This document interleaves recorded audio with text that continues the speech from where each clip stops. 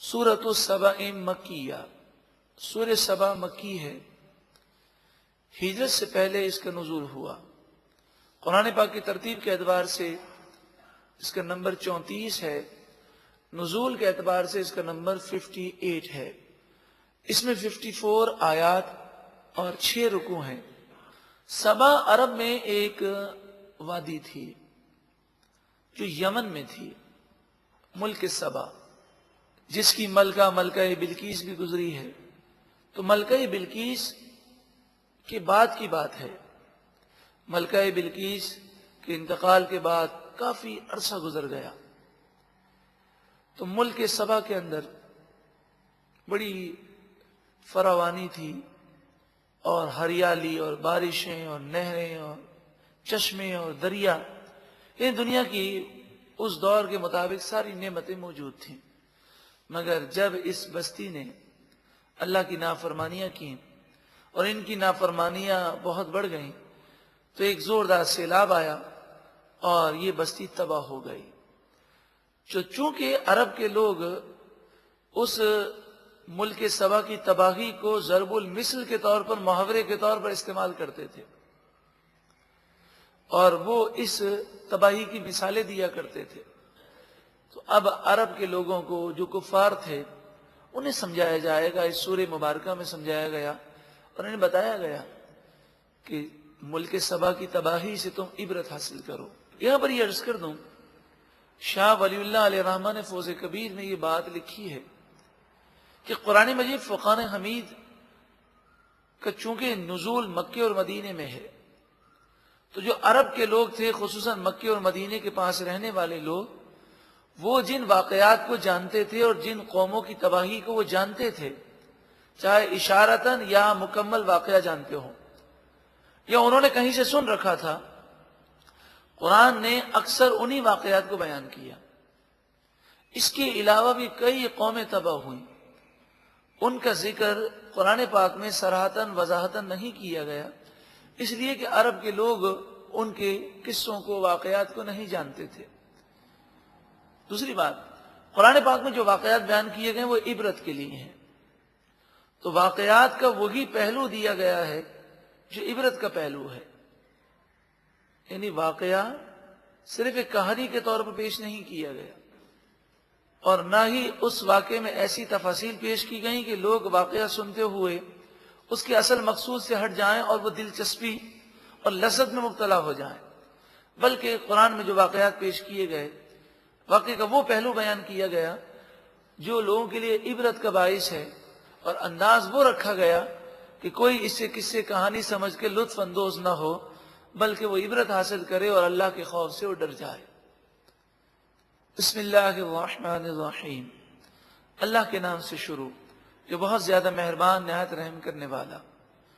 الحمدللہ الذی لہ ما فی السماوات وما فی الارض، تمام خوبیاں اللہ ہی کے لیے ہیں، جو کچھ آسمانوں میں ہے اور جو کچھ زمین میں ہے وہ سب اللہ ہی کا ہے۔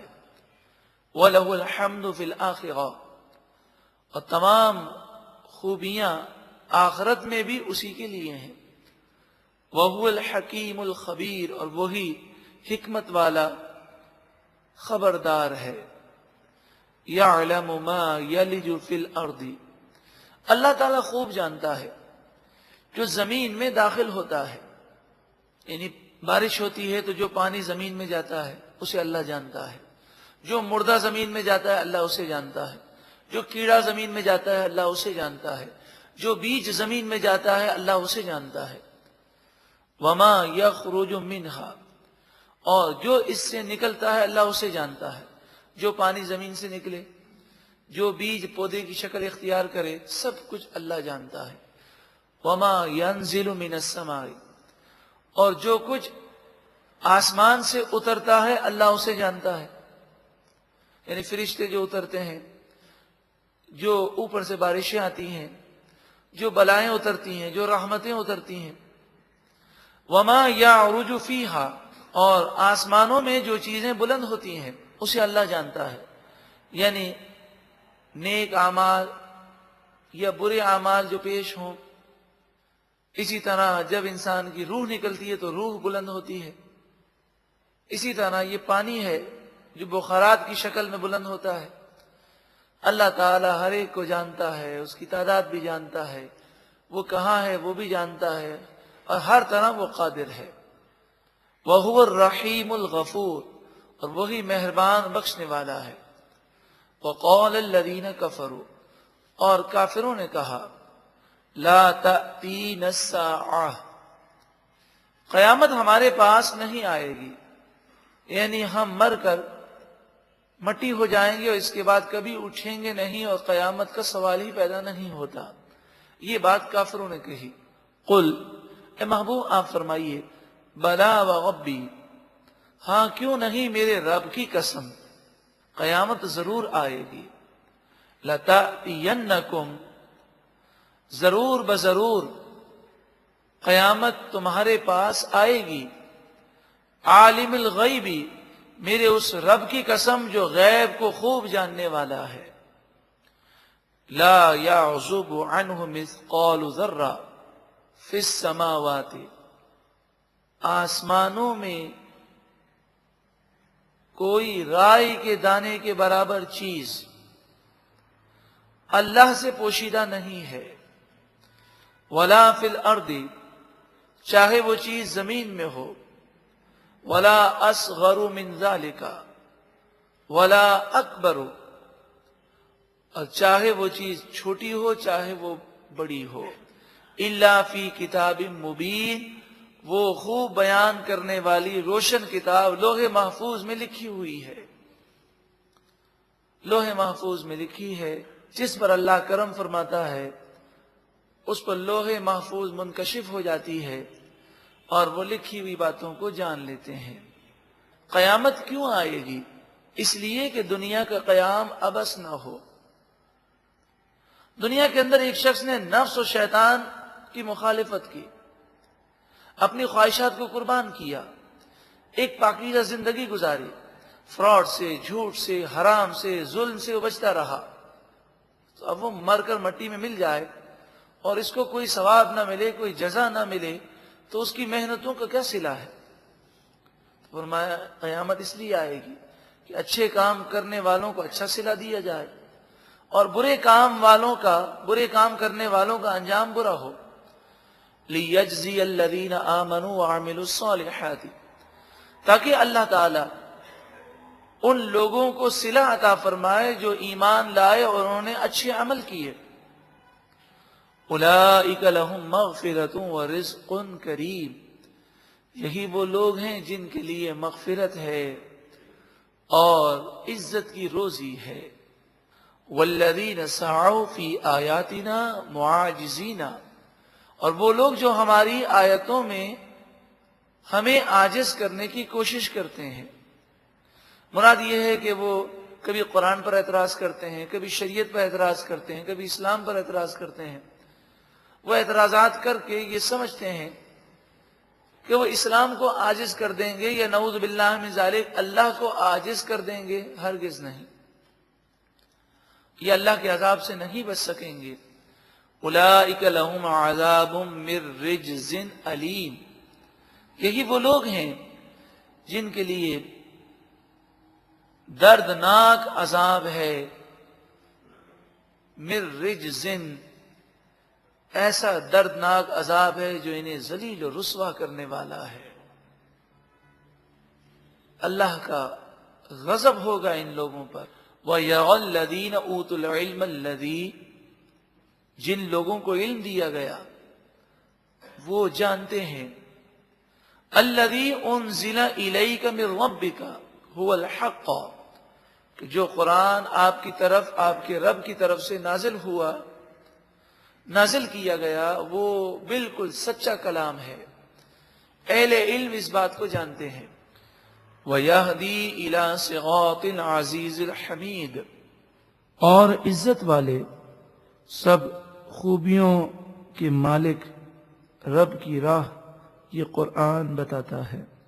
وَقَالَ الَّذِينَ كَفَرُوا، اور کافروں نے کہا هَلْ نَدُلُّكُمْ عَلَى رَجُلٍ، یہ مذاق کرنے لگے اور آپس میں کہنے لگے کیا ہم تمہیں ایک ایسا مرد بتائیں ینبئکم جو تمہیں خبر دیتا ہے اذا مزقتم کل ممزق کہ جب تم ریزہ ریزہ ہو جاؤ گے، تمہارا جسم کا ذرہ ذرہ ہو جائے گا، انکم لفی خلق جدید بے شک اس وقت تم ضرور نئی پیدائش میں دوبارہ پیدا ہو جاؤ گے۔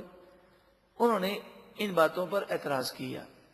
اب ہم دیکھیں قرآن مجید فرقان حمید نے ان کے اعتراضات کے جوابات کئی مرتبہ دیے، اور جو جوابات دیے وہ لاجواب کرنے کے لیے کافی ہیں، یہ لاجواب بھی ہو گئے، مگر پھر بھی کافر یہی بات کی رٹ لگاتے رہے کہ ہمارے سوال کا جواب نہیں ہوا، وہ اعتراض کرتے رہے۔ آپ اگر کسی غیر اسلامی ملک میں رہتے ہیں تو کافروں کے اعتراضات کرنے سے پریشان نہ ہوں، یہ ہمیں اصل مقاصد سے ہٹانا چاہتے ہیں۔ ہمارے علماء نے، اسلام کے جاننے والوں نے ہر سوال کا جواب انہیں دیا، مگر اس کے باوجود یہ وہی کفار مکہ کی روش پر ہیں کہ جو قرآن کے نازل ہونے کے بعد ہر سوال کے جواب ملنے کے بعد بھی وہ یہی کہتے کہ ہمیں کوئی دلیل نہیں دی گئی، ہمارے سوال کا جواب نہیں ملا۔ کیونکہ جو یہ کہے میں نہ مانوں اور وہ ماننے کو تیار نہ ہو تو وہ ہر سوال کے جواب میں یہی کہے گا کہ مجھے جواب نہیں ملا۔ مسلمانوں کو چاہیے کہ وہ اپنے اسلام کی، اپنے ایمان کی حفاظت کی فکر کریں، اس کی خدمت کریں، اور فضول سوالات کے جوابات میں وقت دے کر اپنے وقت کو ضائع نہ کریں، بلکہ اپنے اصل ٹارگٹس اور ہمارے جو اصل مقاصد ہیں اسلام کی سربلندی کے لیے کوشش کرنا، اس میں ہم سرگرداں رہیں۔ لیکن اعتراض کرنے والوں کی تعداد بہت کم ہے۔ آج بھی کافروں، یہودیوں، عیسائیوں کی اکثریت ایسی ہے کہ جو خالی الذہن ہیں، ان پر اگر محنت کی جائے، کوشش کی جائے تو وہ اسلام لے آتے ہیں، اور بڑی تعداد میں یہ الحمدللہ روزانہ ہی مسلمان ہو رہے ہیں۔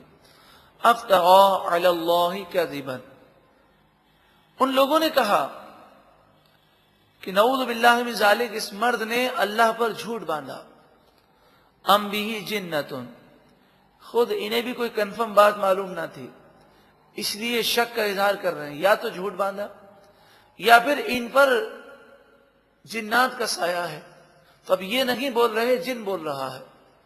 بل الذین لا یؤمنون بالآخرۃ فی العذاب، بلکہ وہ لوگ جو آخرت پر ایمان نہیں لاتے یعنی کافر، یہ خود اللہ کے عذاب میں ہیں، اللہ کی گرفت میں ہیں۔ والضلال البعید، اور وہ دور کی گمراہی میں ہیں۔ مراد یہ ہے کہ ان کے خود ذہن عقل اور شعور سے عاری ہو چکے ہیں، ان کے دل مردہ ہو چکے ہیں۔ افلم یغوا، کیا ان لوگوں نے نہ دیکھا، الی ما بین ایدیہم وما خلفہم، ان چیزوں کی طرف جو ان کے آگے اور پیچھے ہیں، کیا یہ کائنات پہ غور و فکر نہیں کرتے؟ من السماء والارض، آسمان سے اور زمین سے جو قدرت کی نشانیاں ہیں اس پر وہ غور کیوں نہیں کرتے؟ ان نشا، جب وہ جانتے ہیں کہ ہم اللہ کی قدرت کے سامنے اور اس کی گرفت کے سامنے بے بس ہیں، تو وہ ڈرتے کیوں نہیں ہیں؟ وہ بارش برسانا چاہے، جب تک وہ چاہے بارش برستی رہے، ہم روک نہیں سکتے۔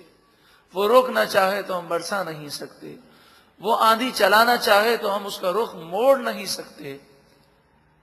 وہ سمندر میں جوش پیدا کر دے اور وہ سمندر طوفان و سیلاب کی شکل میں پورے شہر کو سمندر بنا دے، تو سونامی جیسے سیلاب و طوفان آ جائیں تو دنیا کی بڑی بڑی طاقتیں اس کے سامنے بے بس ہیں۔ پھر یہ کافر، یہ اللہ کے نافرمان، یہ گناہگار ڈرتے کیوں نہیں؟ ان نشا نخسف بہم الارض، اگر ہم چاہیں تو انہیں زمین میں دھسا دیں، او نسقط علیہم کسفا من السماء، اور اگر ہم چاہیں تو ان پر آسمان کے ٹکڑے برسا دیں اور انہیں ہلاک کر دیں۔ ان فی ذالک لآیا، بے شک ان تمام باتوں میں ضرور نشانی ہے، عبرت ہے، مگر کن لوگوں کے لیے؟ کون توبہ کرتے ہیں، کون روتے ہیں، کون سے لوگ؟ لکل عبد منیب، ہر اس بندے کے لیے عبرت ہے، نشانی ہے جو منیب ہے، اللہ کی بارگاہ میں جھکنے والا ہے۔ اللہ تعالی ہمیں بھی اپنی بارگاہ میں جھکا دے، اور جب ہم ایسی باتیں سنیں تو دل لرز جائے اور سچی پکی توبہ کر لیں۔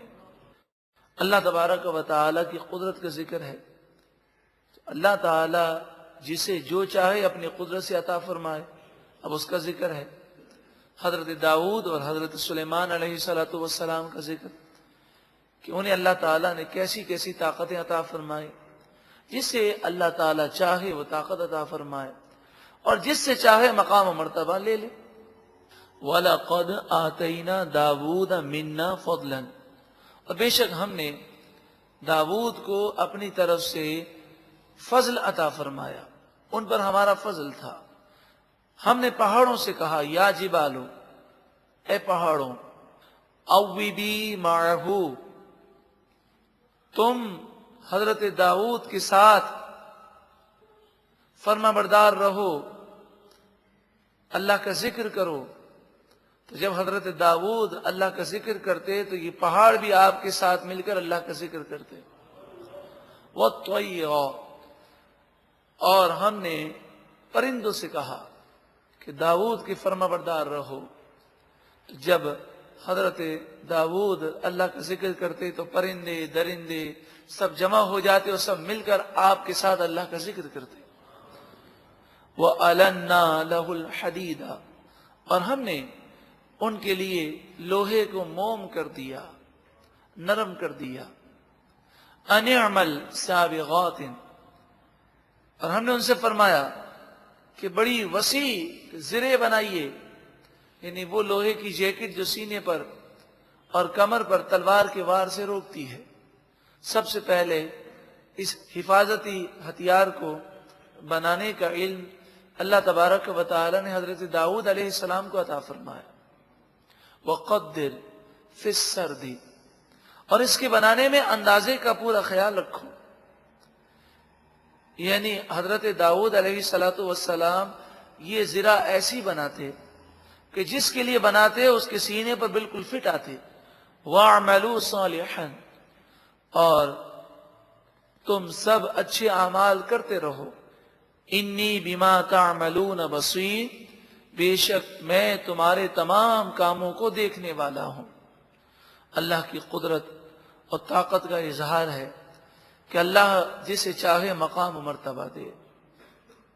وَلِسُلَيْمَانَ الرِّيحَ، اور حضرت سلیمان علیہ السلام کے قبضے میں ہوا کو کر دیا۔ غُدُوُّهَا شَهْرٌ وَرَوَاحُهَا شَهْرٌ، آپ کی صبح کا سفر 1 مہینے کی مسافت تھا، اور آپ کے شام کا سفر 1 مہینے کی مسافت کے برابر تھا۔ یعنی 1 مہینے میں گھوڑا جو کچھ دوڑے اور دوڑ کر جو وہ فاصلہ طے کرے، وہ صبح کے وقت آپ یہ سفر کر لیا کرتے، اسی طرح شام کو یہ کرتے، یعنی 1 دن میں 2 مہینے کی مسافت آپ طے کر لیا کرتے۔ وَأَسَلْنَا لَهُ عَيْنَ الْقِطْرِ، اور ہم نے حضرت سلیمان علیہ السلام کے لیے پگھلے ہوئے تانبے کے چشمے بہا دیے۔ تو آپ کے لیے ایسے چشمے تھے کہ جس سے پگھلا ہوا تانبا نکلتا تھا، اور آپ اس پگھلے ہوئے تانبے سے بے شمار کام آپ اپنے خدام سے کروایا کرتے۔ وَمِنَ الْجِنِّ مَن يَعْمَلُ بَيْنَ يَدَيْهِ بِإِذْنِ رَبِّهِ، اور جنات کو ہم نے ان کے قابو میں دیا، وہ جنات ان کے سامنے اپنے رب کے اذن سے کام کیا کرتے تھے، ان کے رب کے اذن سے وہ کام کرتے حضرت سلیمان علیہ السلام کے سامنے۔ اور حضرت سلیمان علیہ السلام کو اللہ تعالیٰ نے جنات پر وہ کنٹرول دیا۔ وَمَن يَزِغْ مِنْهُمْ عَنْ أَمْرِنَا، کہ ان جنات میں سے جو کوئی ہمارے حکم سے سرکشی کرے، روگردانی کرے، نذقہ من عذاب الصغیر، تو جو روگردانی کرتا ہم اسے بھڑکتی ہوئی آگ کا عذاب کا مزہ چکھائیں گے۔ تو اس جنات کے گروہ میں جو جن سرکشی کرتا اسے قیامت کا عذاب اپنی جگہ ہے، دنیا کے اندر بھی حضرت سلیمان علیہ الصلوۃ والسلام اللہ کے اذن سے اسے سخت سزائیں دیتے۔ یعملون لہ، یہ جنات حضرت سلیمان علیہ السلام کے لیے کام کرتے، ما یشاء، جیسا حضرت سلیمان علیہ السلام چاہتے ویسا وہ کام کر کے دیتے، من محاریب، بڑے بڑے محل اور مکانات بناتے، وتماثیل، اور بڑے بڑے مجسمے بناتے۔ حضرت سلیمان علیہ السلام کی شریعت میں تصویر بنانا اور مجسمے بنانا جائز تھا، ہماری شریعت میں تصویر اور مجسمے بنانا یہ حرام ہے۔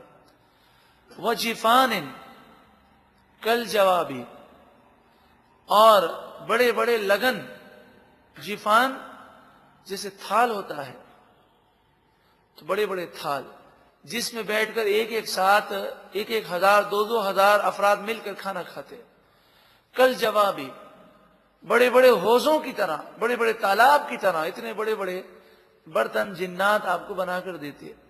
وقدور الراسیات، اور ایسی بڑی بڑی دیغیں کہ جن پر سیڑھی لگتی، جن کے پاؤں ہوتے، لنگر ڈالے جاتے، جیسے آپ نے اجمیر شریف میں بہت بڑی دیگ دیکھی ہوگی کہ جس میں چڑھنے کے لیے سیڑھیاں لگتی ہیں۔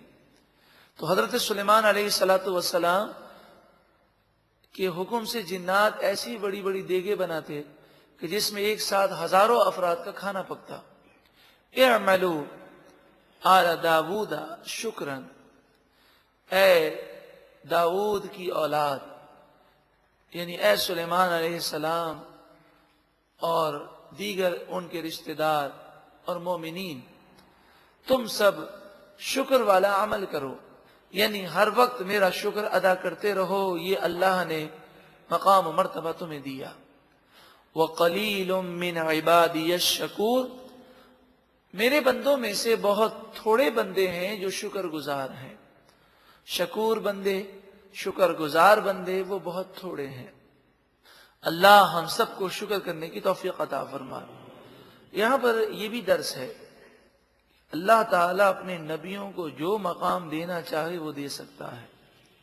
حضرت داؤد اور حضرت سلیمان علیہ السلام کا جب یہ مقام و مرتبہ ہے، تو جو حضرت داؤد اور حضرت سلیمان علیہ السلام کے بھی سردار ہیں، تمام نبیوں کے سردار ہیں، آقا دو جہاں صلی اللہ علیہ وسلم، انہیں تو اللہ نے کیا طاقتیں دی ہیں کہ آپ نے ایک دن صحابہ کرام سے فجر کی نماز کے بعد فرمایا کہ ایک سرکش جن مسجد نبوی شریف میں داخل ہوا تو میں نے اسے ستون سے باندھ دیا، اور میرا دل یہ چاہا کہ تمہیں یہ دکھاؤں، اور میں تمہیں اسے بندھا ہوا دکھاتا، یعنی اللہ تعالیٰ نے مجھے یہ طاقت دی ہے کہ میں جنات پر قابو رکھتا ہوں، مگر پھر میں نے کھول دیا۔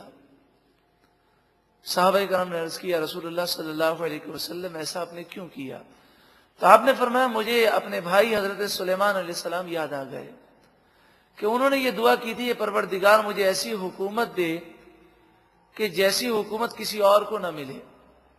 تو مجھے ان کی یہ دعا یاد آئی اور میں نے اپنی قدرت کا اظہار نہیں کیا۔ تو ان کی دعا یہ تھی کہ پروردگار جیسی تو نے مجھے بادشاہت کا اظہار عطا فرمایا، ایسا کوئی اور اظہار نہ کرے۔ تو فرمایا کہ میں نے ان کی دعا کا خیال کیا اور اپنی اس طاقت کا اظہار نہیں کیا۔ تو اس سے یہ پتہ چلا کہ نبی اکرم صلی اللہ علیہ وآلہ وسلم کو اللہ تعالیٰ نے بے شمار طاقتیں دی ہیں، مگر آپ انہی طاقتوں کا اظہار فرماتے ہیں جو حکمت کے مطابق ہیں، جو مصلحت کے مطابق ہیں۔ جب آپ ضروری سمجھتے ہیں تو اپنی طاقت کا اظہار فرماتے ہیں۔ فَلَمَّا قَضَيْنَا عَلَيْهِ الْمَوْتَ، پھر جب ہم نے حضرت سلیمان علیہ السلام پر موت کا فیصلہ فرمایا، اور کل نفس ذائقۃ الموت کے تحت ایک لمحے کے لیے، ایک آن کے لیے ان پر بھی موت آنا لکھا گیا تو سلیمان علیہ الصلوۃ والسلام نے عرض کی پروردگار بیت المقدس کی تعمیر جاری ہے، اگر انہیں یہ پتہ چل جائے گا کہ میرا وصال ہو گیا تو یہ جنات یہ کام چھوڑ کے چلے جائیں گے، تو مجھے اس طرح وفات عطا فرما کہ جنات کو میری وفات کا علم نہ ہو۔ تو حضرت سلیمان علیہ الصلوۃ والسلام نے اپنے ہاتھ میں عصا لیا اور عصے کے سہارے آپ اللہ کی عبادت کے لیے قیام میں کھڑے ہو گئے۔ آپ کی عادت کریمہ تھی کہ کئی کئی مہینوں تک آپ کھڑے کھڑے اللہ کی عبادت کیا کرتے۔ اب دیکھیں عقلی طور پر یہ ایک انسان کے لیے ناممکن محسوس ہوتا ہے کہ وہ نہ سوئے نہ کھائے نہ پیے اور 3 مہینے تک وہ نماز کی حالت میں ہی کھڑا رہے، لیکن اللہ تعالیٰ جس کو جو چاہے طاقت عطا فرمائے۔ تو حضرت سلیمان علیہ الصلوۃ والسلام چونکہ آپ لمبا لمبا قیام کرتے اور کبھی کبھی یہ قیام 3 مہینوں سے بھی زیادہ ہوتا، تو آپ نے اس طرح قیام کیا اور اسی قیام کی حالت میں آپ کی روح قبض کر لی گئی۔ 1 سال کا عرصہ گزر گیا۔ جنات بیت المقدس کی تعمیر جب مکمل کرنے لگے تو اس دوران وہ آپ کا عصا جس کے سہارے آپ کا جسم مبارک کھڑا تھا، اس عصے کو دیمک نے کھا لیا، تو وہ عصا ٹوٹ گیا اور حضرت سلیمان علیہ الصلوۃ والسلام کا جسم اقدس زمین پر آیا۔ جب وہ جسم اقدس زمین پر تشریف لایا اس وقت جنات کو معلوم یہ ہوا کہ آپ کی وصال کو تو کافی عرصہ گزر گیا۔ جنات کو یہ غرور تھا کہ ہم علم غیب جانتے ہیں، ان کے اس غرور کو توڑا گیا اور یہ بتایا گیا کہ غیب کا علم صرف اللہ کے پاس ہے۔ اللہ جتنا چاہتا ہے اپنے نبیوں کو اور اولیاء کو دیتا ہے، جنات کو غیب کا علم نہیں ہے۔ اسی لیے اعلیٰ حضرت فرماتے ہیں کہ جو یہ عقیدہ رکھے کہ جنات کے پاس غیب کا علم ہے، چاہے ذاتی مانے چاہے عطائی مانے، وہ کافر ہو جائے گا۔ یہاں تک آپ فرماتے ہیں کہ جو حاضری آتی ہیں تو حاضری میں جس عورت پر یا جس مرد پر حاضری آ رہی ہے وہ تو مجبور ہے، وہ تو بے بس ہے کہ اس کی زبان پر بھی جن کا قابو ہوتا ہے، لیکن نادان لوگ اس کے گرد جمع ہو جاتے ہیں اور ان سے سوالات کرتے ہیں۔ اگر سوال اس نیت سے کیا کہ دیکھو یہ کیا جواب دیتے ہیں تو یہ سوال کرنا حرام ہے، اور اگر اس نیت سے سوال کیا کہ یہ جو باتیں غیب کی بتائیں گے یہ باتیں سچی ہوں گی، اگر یہ یقین ہے تو پوچھنے والا اور اس پر یقین رکھنے والا وہ کافر ہو جائے گا۔ تو حاضری اگر ایسی عورتوں یا مردوں پر آئے تو وہاں جا کر جنات سے سوالات نہیں کرنے چاہیے، ان کے پاس مستقبل کا کوئی علم نہیں ہوتا۔ اس کے علاوہ جو یہ ماضی کی باتیں بتاتے ہیں جنات، اس میں جھوٹ بہت بولتے ہیں، اور جنات کو لڑائی کرانے میں بڑا مزہ آتا ہے، اس سے لطف آتا ہے۔ یہ نیک بن کر آتے ہیں، مثلا نماز کی تلقین کریں گے، خواجہ غریب نواز کا نام لیں گے، حضور غوث اعظم کا نام لیں گے، جیسے لوگ ہوں گے ویسے وہ نام لیں گے اور وہ نیکی کی باتیں بتائیں گے۔ کسی کو کہیں گے کل تو نے نماز نہیں پڑھی تو نماز پڑھا کر، تو وہ بڑی حیرت ہوگی اسے کہ میں نے واقعی کل فجر کی نماز نہیں پڑھی تھی، اسے کیسے پتہ چل گیا؟ تو ہمارے ساتھ بھی ایک جن ہے، وہ جن تو 24 گھنٹے ہمارے ساتھ رہتا ہے، جو سرکش جن ہے جسے شیطان کہتے ہیں، جسے حمزات کہتے ہیں۔ تو یہ شیاطین آپس میں کانٹیکٹ میں ہوتے ہیں، تو یہ ان کو بتاتے ہیں، یہ ہمیں بتاتے ہیں۔ آدمی کا اعتماد بحال ہو جاتا ہے اور وہ پھر اندھا اعتماد کرتا ہے، پھر وہ کوئی ایک بات غلط بتا کر سارے گھر کو جہنم کا گڑھا بنا دیتے ہیں۔ مثلا وہ کہہ دیں گے تو اپنی بیوی سے ذرا محتاط رہنا۔ اب اتنا جملہ جو ہے وہ انسان کو شکوک و شبہات میں مبتلا کر دے گا۔ تو 10 باتیں یا 100 باتیں کہہ کر وہ اعتماد پہلے وہ لے لیں گے، پھر وہ جو جھوٹ بولیں گے اس پر بھی انسان بھروسہ کرتا جائے گا۔ تو ہمیں ان چیزوں کی طرف توجہ نہیں کرنی چاہیے۔ اسی طرح جو عامل ہیں، جو روحانی عامل نہیں ہیں، وہ جادو کے ذریعے جنات کے ذریعے عملیات کرتے ہیں، تو ان کا بھی یہی معمول ہے کہ موکلات ان کے قابو میں ہوتے ہیں، جنات ان کے قابو میں ہوتے ہیں، اور وہ جنات سے معلومات لے کر ہمیں ماضی کی باتیں بتاتے ہیں کہ فلاں دن تمہارا یہ معاملہ ہوا، فلاں سے یہ جھگڑا ہوا۔ اس طرح کی باتیں سن کر انسان کنفیوز ہوتا ہے اور کہتا ہے بات تو صحیح کہہ رہے ہیں، پھر وہ کوئی جھوٹی بات کہہ دیتے ہیں اور اس طرح انسانوں میں لڑائیاں ہو جاتی ہیں. مثلا وہ کوئی یہ بات کہہ دیں کہ جس کا نام شین سے شروع ہوتا ہے تمہارے خاندان میں ہے، وہ تمہارے پیچھے پڑا ہوا ہے، وہ تمہاری روزی میں بندش کروا رہا، تو شین نام کے 4-5 ہوں گے. تو اب انسان شکوک و شبہات میں مبتلا ہوتا ہے اور بدگمانی کر کے اپنے آپ کو جہنم میں جانے والا بنا دیتا ہے. ما دلہم علی موتہ، حضرت سلیمان علیہ السلام کے وصال کی خبر جنات کو کسی نے نہ دی، الا دابۃ الارض، صرف زمین کے کیڑے دیمک نے انہیں بتایا کہ جب وہ دیمک تأکل من سأتہ، جب وہ دیمک آپ کے اسے کو کھا گئی اور آپ نیچے تشریف لائے، تب انہیں پتا چلا کہ حضرت سلیمان علیہ السلام تو 1 سال قبل وصال فرما گئے ہیں. فلما خر، پھر جب سلیمان علیہ السلام نیچے تشریف لائے، تبینت الجن، تو جنات پر یہ بات ظاہر ہوئی، اللو کانوا یعلمون الغیب ما لبثوا فی العذاب المہین، اگر وہ غیب جانتے ہوتے تو اس خواری کی تکلیف میں مبتلا نہ رہتے. یعنی وہ اس قدر مشقت نہ کرتے اور بیت المقدس کی تعمیر نہ کرتے رہتے. انہیں تو 1 سال سے ہی پتہ نہ تھا کہ سلیمان علیہ السلام وصال فرما گئے ہیں، ورنہ یہ کب کے بھاگ جاتے. لقد کان لسبأ فی مسکنہم آیا، بے شک ملک سبا کے رہنے والوں میں ضرور نشانی ہے. جنتان، 2 باغات تھے، عن یمین و شمال، دائیں اور بائیں. یعنی وہاں ایسے باغات تھے پورے ملک سبا میں کہ جو راستہ گزرتا، جہاں کہیں بھی کوئی کسی گلی میں ہو، کسی محلے میں ہو، تو جو چلنے کا راستہ ہوتا، دائیں طرف بھی باغات ہوتے، بائیں طرف بھی باغات ہوتے، اور راستے وہ پھلوں سے اور درختوں کی شاخوں سے ڈھکے ہوئے ہوتے. اب اس راستے میں انہیں کوئی تکلیف نہ ہوتی، یعنی نہ گرمی کا احساس ہوتا، نہ بارش سے کوئی تکلیف ہوتی، کیونکہ درختوں سے وہ راستے جو ہے ڈھکے ہوئے ہوتے. اور پھلوں کا یہ عالم تھا کہ اگر کوئی اپنے سر پر خالی ٹوکرا لے کر نکلے تو وہ چند قدم چلے تو اس کا ٹوکرا جو ہے وہ پھلوں سے بھر جائے. اس قدر پھلوں کا عالم تھا. کلوا من رزق ربکم، کھاؤ اپنے رب کی دی ہوئی روزی سے، واشکروا لہ، اور اس کا شکر ادا کرو. بلدۃ طیبہ، یہ ایک ایسی سرزمین تھی جو طیبہ تھی، جس کی آب و ہوا بھی پاک تھی، صاف تھی، وہاں مچھر مکھی کھٹمل وغیرہ کا گزر نہ تھا. یہاں تک کہ اگر کسی کے جسم کے اندر بالوں میں جوئیں ہوتی تو وہاں کی ہوا ایسی تھی، اس کا ماحول ایسا تھا کہ وہ اگر وہاں پر جاتا تو اس کے بالوں کی جوئیں مر جاتی. یہ اللہ کا کرم تھا.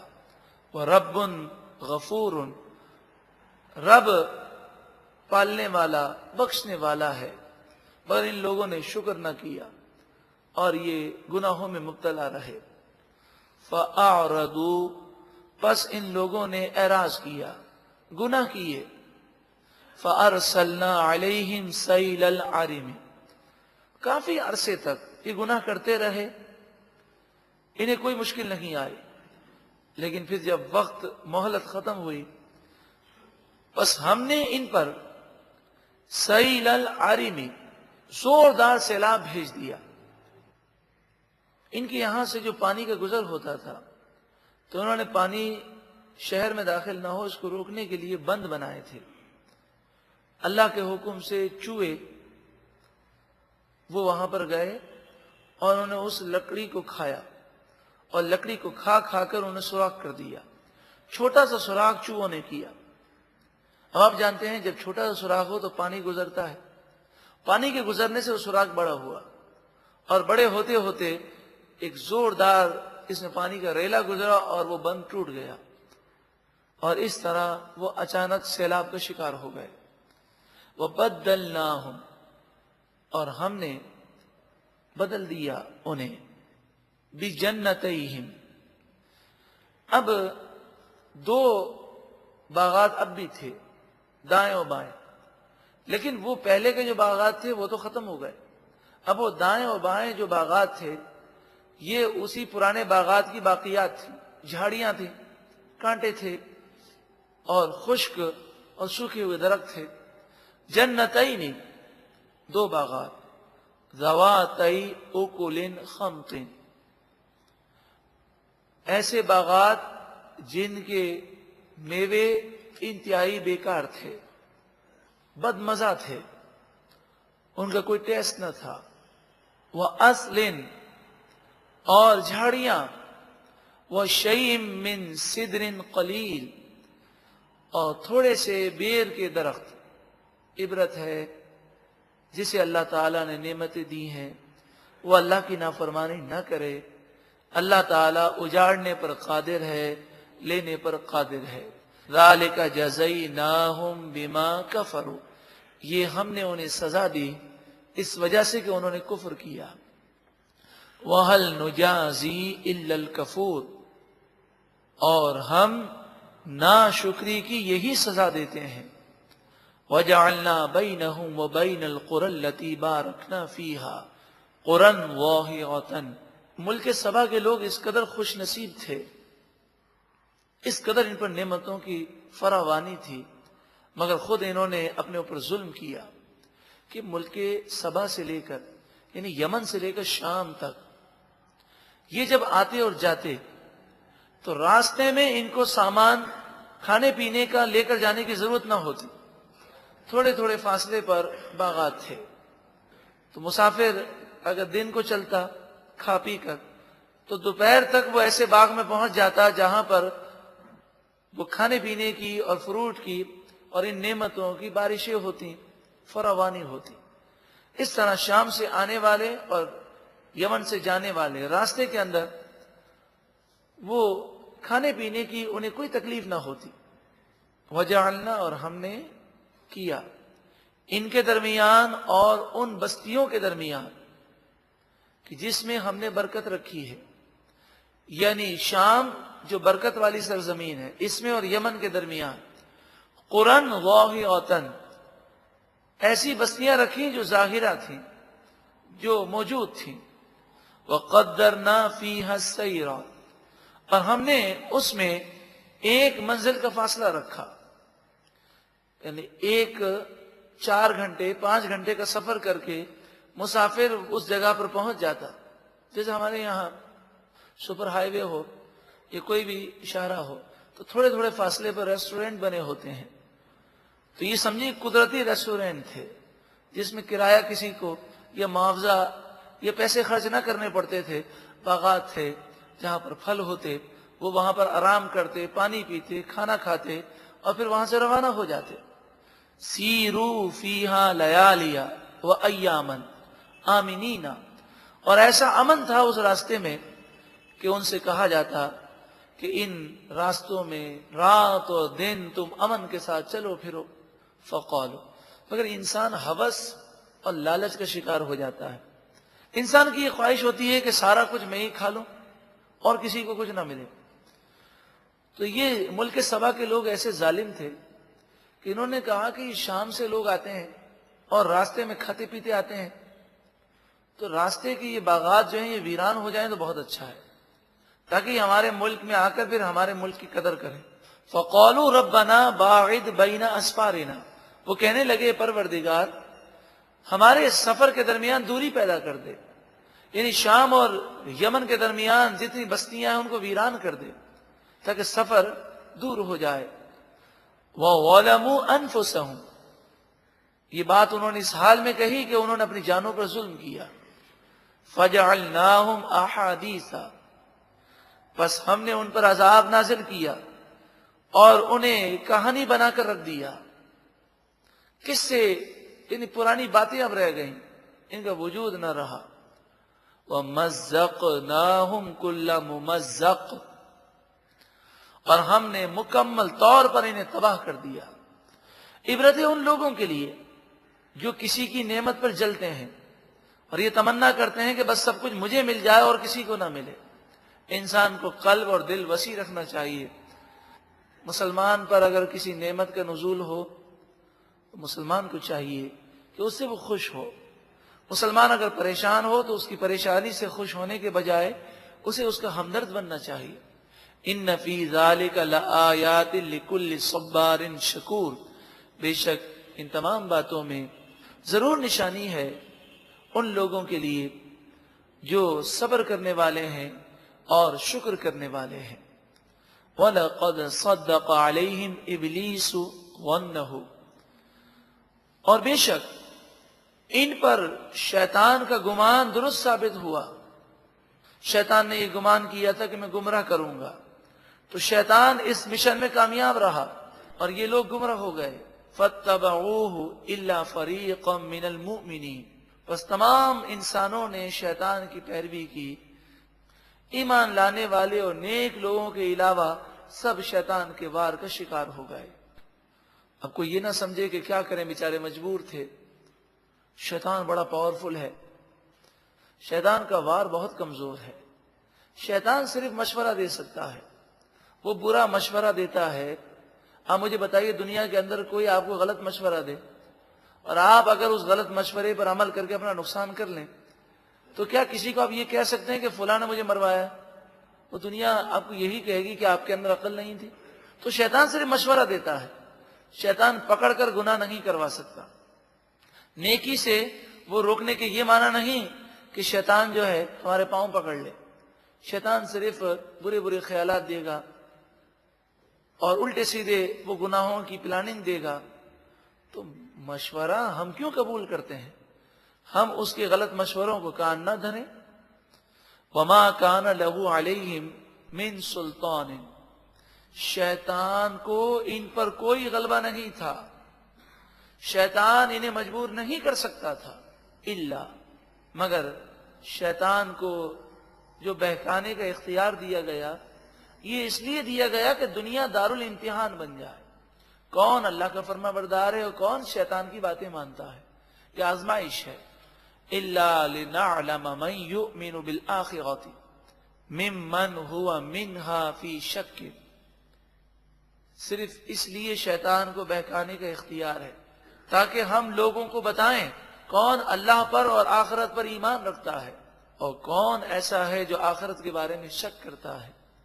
اور ربک علی کل شیء حفیظ، اور آپ کا رب ہر چیز کا نگہبان ہے، ہر چیز کو جاننے والا ہے۔ ایک مرتبہ محبت کے ساتھ درود و سلام پڑھیں، اللہم صلی علیہ۔ سورہ سبا آیت نمبر 22۔ قل ادعوا، اے محبوب آپ فرمائیے بلاؤ، الذین زعمتم، ان بتوں کو جنہیں تم خدا سمجھتے ہو، من دون اللہ، اللہ کے مقابلے میں۔ تو جن بتوں کی تم پوجا کرتے ہو تم ان سب کو بلا لو۔ اے محبوب آپ ان مشرکوں سے فرما دیں، لا یملکون مثقال ذرۃ فی السماوات ولا فی الارض، یہ سارے بت مل کر بھی آسمان اور زمین میں کسی ذرے کے مالک نہیں ہیں۔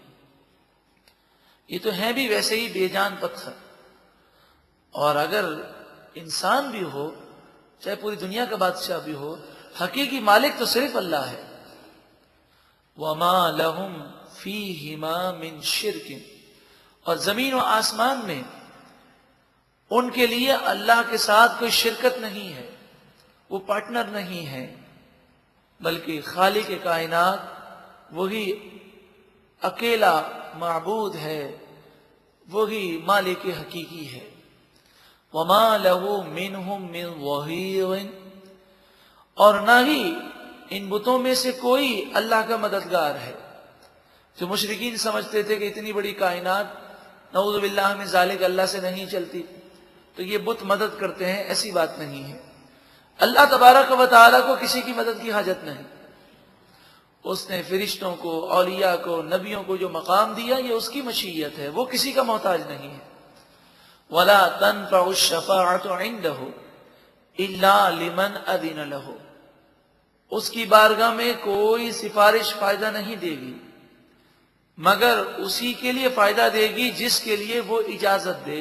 لمن اذن لہ، حتی یہاں تک کہ اذا فزع عن قلوبہم، جب اجازت دے کر ان کے دلوں کی گھبراہٹ دور فرما دی جاتی ہے. قالوا، وہ ایک دوسرے سے خوش ہو کر کہتے ہیں، ماذا قال ربکم، تمہارے رب نے کیا ہی بات فرمائی.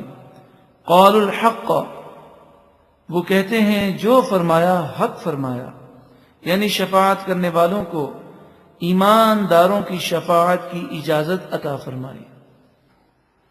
وَهُوَ الْعَلِيُّ الْكَبِيرُ، وہی اللہ بلند و بالا اور سب سے بڑا ہے. قل، اے محبوب آپ فرمائیے، مَن يَرْزُقُكُم مِّنَ السَّمَاوَاتِ وَالْأَرْضِ، آسمان و زمین میں سے کون ہے جو تمہیں روزی دیتا ہے؟ قل اللہ، اے محبوب آپ فرمائیے کہ اللہ ہی تمہیں روزی دیتا ہے. وَإِنَّا او ایاکم، اور محبوب آپ ان سے فرمائیے بے شک ہم یا تم لعلی ھدی، ضرور ہدایت پر ہیں، او فی ضلال مبین، یا کھلی گمراہی میں ہیں. یعنی دونوں صحیح نہیں ہو سکتے، یا تو تم صحیح ہو یا ہم صحیح ہیں. حقیقت یہ ہے کہ ہم صحیح ہو تم غلط ہو. تو اصل میں بات یہ ہے کہ کافروں کو اس طرح اس لیے کہا گیا کہ وہ سوچنے اور سمجھنے کے لیے تیار ہوں. ان سے کہا گیا کہ بھئی دیکھو، تم یہ کہتے ہو ہم یہ کہتے ہیں، ہو سکتا ہے ہماری بات صحیح ہو، تم غور تو کرو، کیونکہ یہ غور کریں گے تو یہ ساری باتیں ایسی ہیں جو کامن سینس کی ہیں، ان کو فوراً سمجھ میں آ جائیں گی اور وہ ایمان لے آئیں گے. قل، اے محبوب آپ فرمائیے، لا تسألون عما اجرمنا، اگر بالفرض تمہارے خیال کے مطابق ہم نے کوئی گناہ کیا ہے، کوئی جرم کیا ہے، تو ہمارے جرموں کے متعلق تم سے سوال نہیں کیا جائے گا. وَلَا نُسْأَلُ عَمَّا تَعْمَلُونَ، اور تمہارے کاموں کے بارے میں ہم سے نہیں پوچھا جائے گا. مراد یہ ہے کہ جھوٹے الزامات لگاتے ہو، اور جن کافر سرداروں نے مسلمانوں پر اور حضور پر جھوٹے الزامات لگائے، اس وجہ سے عوام جو کفار تھے وہ غلط فہمی کا شکار ہوئے.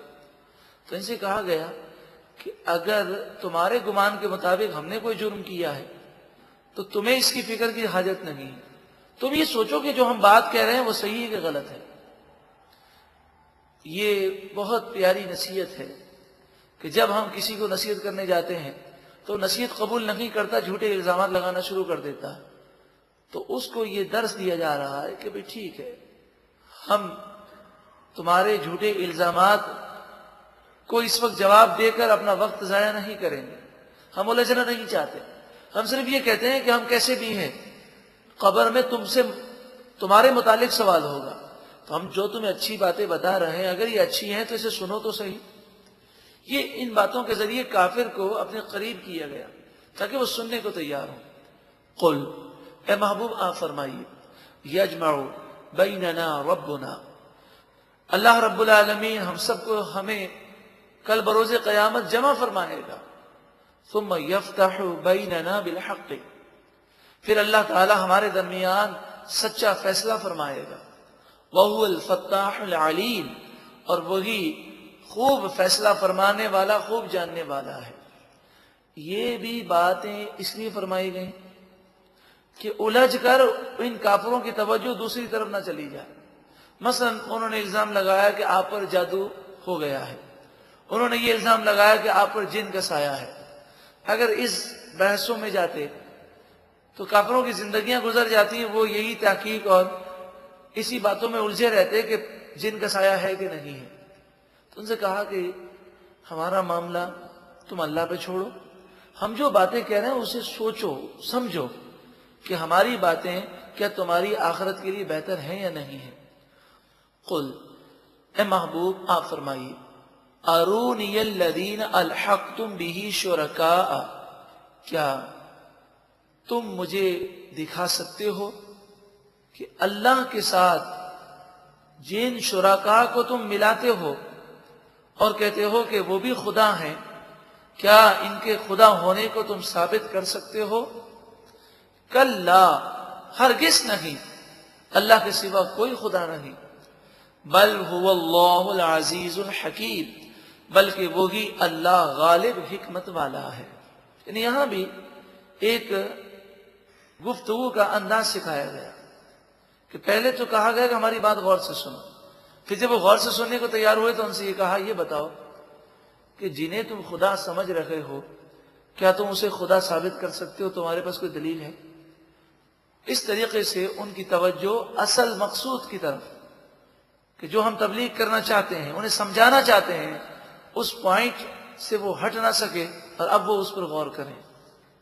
وما ارسلناک الا کافۃ للناس بشیرا ونذیرا، اور ہم نے آپ کو تمام لوگوں کے لیے بشیر و نذیر بنا کر بھیجا۔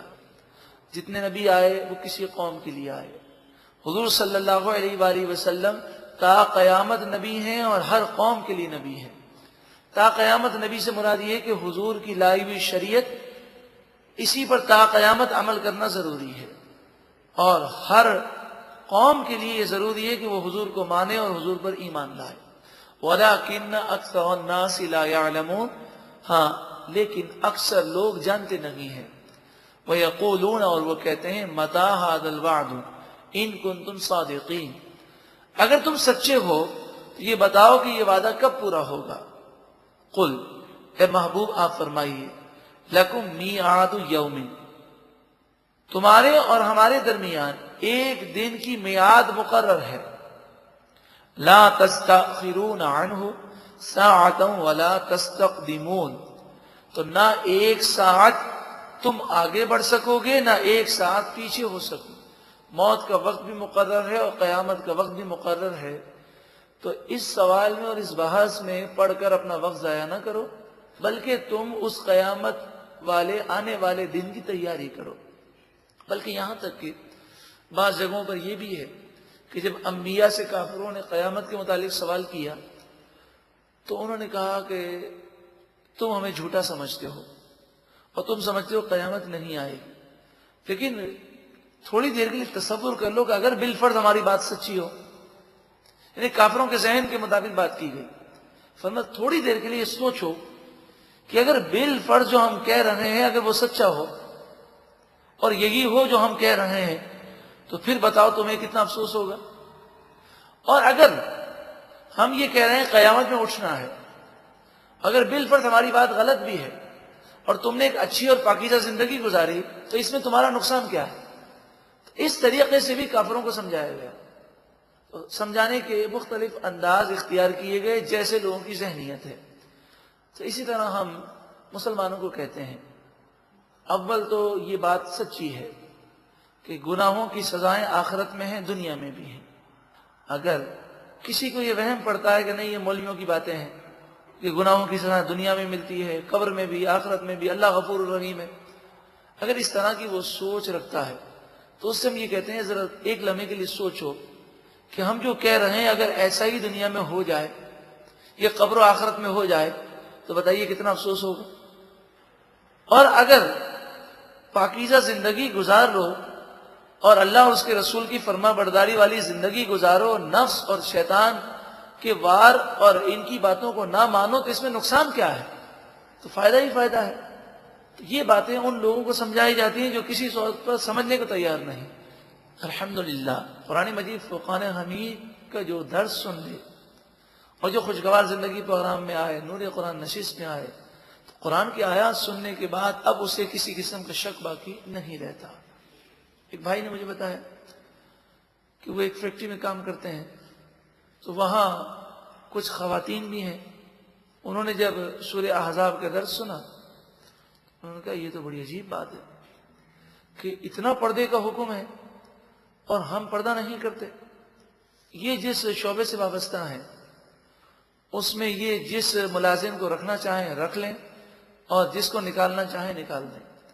تو انہوں نے ان خواتین کے نام ایک سرکولر جاری کر دیا کہ جس خاتون کو نوکری پہ رہنا ہے وہ کل سے اسکارف پہن کر آئے اور اپنے چہرے پر نقاب لگا کے آئے۔ اور جس کو نہیں لگانا اس کی کل سے چھٹی. وہ کہتے ہیں کہ سب تیار ہو گئے. انہوں نے کہا ٹھیک ہے ہم پردہ بھی کریں گے, غیر مردوں سے جس طرح فیکٹریوں کے اندر گپ شپ اور یہ سارے معاملات ہوتے ہیں اس سے ہی بچیں گے, اور انشاءاللہ تعالی ہم اپنے چہرے کو بھی ڈھانک کے رکھیں گے. تو اب دیکھیں, جب قرآن کی بات انسان سنتا ہے تو انسان کو احساس ہوتا ہے کہ جب قرآن میں موجود ہے تو اب کوئی شک باقی نہیں رہتا. تو اگر کوئی مسلمان ایسی باتیں بھی کرتا ہے تو آپ اس سے ناراض نہ ہو. آپ یہ سمجھیں کہ مریض ہے, مریض جب مرض میں مبتلا ہوتا ہے تو اس کے منہ کا ذائقہ خراب ہو جاتا ہے, تو اسے سمجھے بیچارہ نور قرآن سے دور ہے. تو کئی ایسی باتیں ہیں جو ہم نشست میں قرآن کی روشنی میں سنتے ہیں, وہ باتیں آپ عوام کے سامنے پیش نہیں کر سکتے, کیونکہ قرآن کے نور میں بات کا سننا اور چیز ہے اور خود ڈائریکٹ بولنا اور چیز ہے. تو وہ آپ کی حیثیت کو تسلیم نہیں کرتا. آپ کہیں گے یہ حرام ہے تو وہ آپ سے الجھنے لگ جائے گا, اور جب الجھنے لگے تو آپ فوراً اپنی بات کو بدل دیں اور انہیں نور قرآن کی دعوت دیں, کوئی کیسٹ دیں. انشاءاللہ تعالیٰ جب وہ قرآن کی بات سنیں گے تو قرآن کا درس سننے کے بعد مومن کے دل کا زنگ دور ہو جاتا ہے اور وہ ان تمام باتوں کو تسلیم کرنے کو تیار ہو جاتا ہے. تو جو میرے بھائی تبلیغ کا جذبہ رکھتے ہیں تو ان سے یہ عرض ہے کہ وہ لوگوں کی نفسیات کے مطابق گفتگو کریں. اب اگر کوئی شخص مثلا کوئی گھر کی خاتون بے پردہ ہے, اس سے جا کر ڈائریکٹ یہ کہا جائے کہ ہم نے یہ سنا ہے کہ جو عورت پردہ نہیں کرے گی وہ تو گناہ کر رہی ہے, تم پردہ نہ کر کے جہنم میں جانے والے کام کر رہی ہو. یہ بات سچی تو ہے, مگر مریض کو علاج کرنے کے مختلف طریقے ہوتے ہیں. اسے بے ہوش کیا جاتا ہے, پھر آپریشن کیا جاتا ہے, اسے دوائیاں دی جاتی ہیں, اینٹی بائیوٹک دیے جاتے ہیں. تو ہماری یہ طاقت نہیں ہے کہ ہم ڈائریکٹ اس طرح کہیں اور وہ قبول کر لیں, اتنا لوگوں کا ظرف نہیں ہے. تو پھر کیا ہوتا ہے, لوگ کفریات بکنا شروع کر دیتے, ارے ہم نہیں مانتے ان چیزوں کو, اس طرح کی باتیں کرتے ہیں. تو اس لیے پھر تبلیغ کا انداز یہ اختیار کریں کہ آپ انہیں کہیں کہ قرآن کے درس میں اتنا لطف آتا ہے, آپ بھی آ کر تو دیکھیں, ایک دفعہ تو آ جائیں. ان کو کوشش کریں کہ یہ قرآن کے درس میں آ جائیں, ان کو قرآن سے محبت ہو جائے, ان کو قرآن سننے کا شوق پیدا ہو جائے. جب یہ قرآن پاک سنیں گے تو انشاءاللہ تمام باتیں ان کی سمجھ میں آ جائیں گی, اور انشاءاللہ ان کے دل بھی قرآن کے نور سے منور ہو جائیں گے. اللہ تعالی ہم سب کو نور قرآن پاک سے منور فرمائے.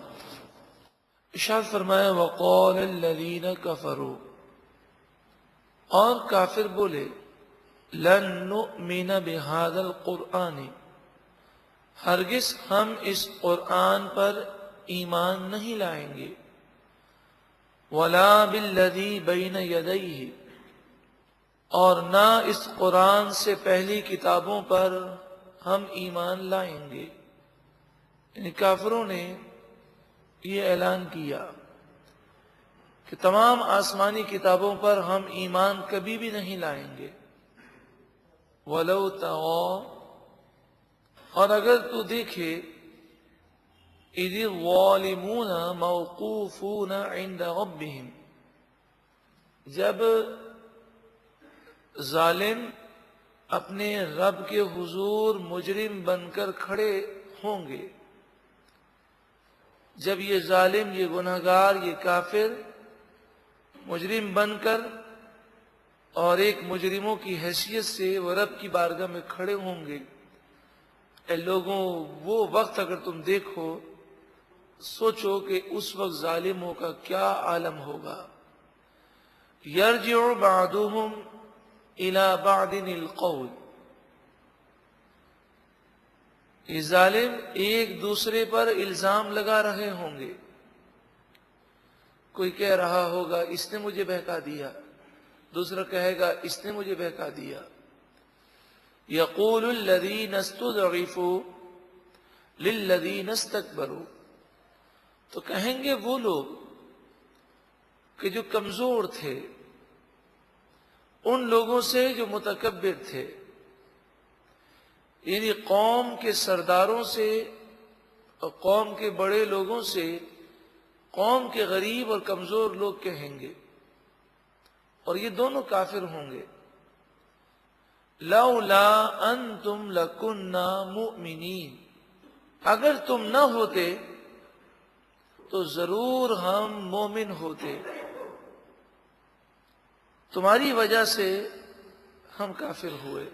یہ غریب اور کمزور لوگ اپنے سرداروں کو کہیں گے، قال الذین استکبروا للذین استضعفوا، تو جو متکبر لوگ ہوں گے، یعنی جو قوم کے سردار ہوں گے، وہ کمزور لوگوں سے کہیں گے، اَنَحْنُ صَدَدْنَاكُمْ عَنِ الْهُدَى بَعْدَ إِذْ جَاءَكُمْ، کیا ہدایت آ جانے کے بعد ہم نے تمہیں روکا تھا؟ بل نہیں، بلکہ کنتم مجرمین، تم ہی گناہگار تھے، تم ہی حق کو جھٹلانے والے تھے۔ یعنی آج دنیا کے اندر لوگ ایک دوسرے کی باتیں مانتے ہیں، کل بروز قیامت وہ یہ عذر پیش کریں گے اور ایک دوسرے پر لعنت کریں گے۔ جس نے کسی کی بات مانی ہوگی اور کسی کی وجہ سے گناہ کیے ہوں گے، وہ کہے گا اگر تو نہ ہوتا تو میں نیک ہوتا، مومن ہوتا، صالح ہوتا۔ تو دوسرا کہے گا کیا میری وجہ سے تو گناہگار ہوا ہے؟ کیا میری وجہ سے تو ہدایت سے رک گیا ہے؟ ہم نے تمہیں ہدایت سے نہیں روکا، بلکہ تم خود ہی ایسے تھے۔ وَقَالَ الَّذِينَ اسْتُضْعِفُوا لِلَّذِينَ اسْتَكْبَرُوا، تو کمزور لوگ متکبر لوگوں سے کہیں گے، یعنی جو قوم میں دبے ہوئے اور کمزور اور غریب لوگ ہوں گے، وہ قوم کے سرداروں سے کہیں گے، بل مکر اللیل والنہار، بلکہ رات اور دن تمہارا مکر و فریب چلتا تھا، اور رات اور دن تم مکر کیا کرتے اور ہمیں بہکانے کی کوشش کرتے۔ اذ تأمروننا ان نکفر باللہ، جب تم ہمیں حکم دیتے کہ ہم اللہ کے ساتھ انکار کریں، تم ہمیں گمراہی کی دعوت دیتے۔ وَنَجْعَلَ لَهُ أَنْدَادًا، اور تمہاری یہ کوشش ہوتی کہ ہم اللہ کے ساتھ شریک ٹھہرائیں، مد مقابل ٹھہرائیں۔ اس طرح ایک دوسرے پر وہ لعنت ملامت کریں گے، ایک دوسرے کو کوسیں گے، مگر ان باتوں سے کوئی فائدہ حاصل نہ ہوگا۔ وَأَسَرُّ النَّدَامَةَ، اور وہ ندامت کو، شرمندگی کو پائیں گے، اپنے جی میں چھپائیں گے، اور شرم کے مارے وہ اپنی نگاہوں کو جھکا لیں گے۔ یہ شرمندگی اور یہ ندامت کا احساس انہیں کب ہوگا؟ لَمَّا رَأَوُا الْعَذَابَ، جب وہ اللہ کے عذاب کو دیکھیں گے۔ وَجَعَلْنَا الْأَغْلَالَ فِي أَعْنَاقِ الَّذِينَ كَفَرُوا، اور ہم کافروں کی گردنوں میں طوق کو رکھ دیں گے، آگ کے پھندے ہوں گے ان کی گردنوں میں۔ هَلْ يُجْزَوْنَ إِلَّا مَا كَانُوا يَعْمَلُونَ، اور جو وہ برے کام کیا کرتے تھے اسی کی انہیں سزا دی جائے گی۔ ان آیات میں واضح درس ہے کہ انسان کسی کی خاطر گناہ نہ کرے، انسان کسی کی خاطر گناہ نہ کرے، کہ مرنے کے بعد کوئی کام نہیں آئے گا۔ جن کی خاطر ہم نے گناہ کیے ہیں وہ بھی بری الذمہ ہونے کی کوشش کریں گے، خیر وہ بری الذمہ نہیں ہو سکیں گے، وہ بھی گناہ میں شریک ہیں، ان کے نامہ اعمال میں بھی گناہ لکھے ہیں، اور اگر ہم نے ان کی خاطر گناہ کیے ہیں، ان سے شرم کی وجہ سے، ان کی مروت کی وجہ سے، یا ان کے روب و دبدبے کی وجہ سے، یا ان کو خوش کرنے کے لیے، یا میرا دوست ناراض نہ ہو جائے، یا ہماری رشتہ داری کا مسئلہ ہے، اس طرح کی باتوں کی وجہ سے اگر گناہ کیے ہیں تو یہ رشتہ دار، یہ دوست کوئی کام نہیں آئیں گے۔ ہمیشہ سے یہ ہوتا رہا کہ جو قوم کے سردار تھے، نواب تھے، حکمراں تھے، بادشاہ تھے، انہوں نے ہمیشہ حق کے پیغام کو جھٹلایا، خود بھی گمراہ ہوئے اور دوسروں کو بھی گمراہ کیا۔ آج بھی یہی معاملہ ہے کہ وہ چند افراد جو ارب پتی ہیں، کھرب پتی ہیں، ان میں سے اکثریت اللہ کی نافرمان ہے۔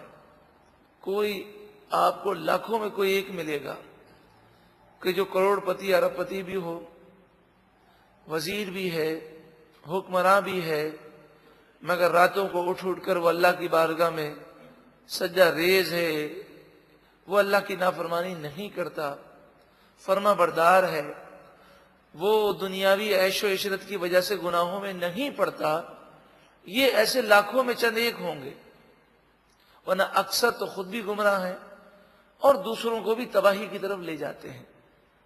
وَمَا أَرْسَلْنَا فِي قَرْيَةٍ مِّن نَذِيرٍ إِلَّا قَالَ مُتْرَفُوهَا إِنَّا بِمَا أُرْسِلْتُمْ بِهِ كَافِرُونَ۔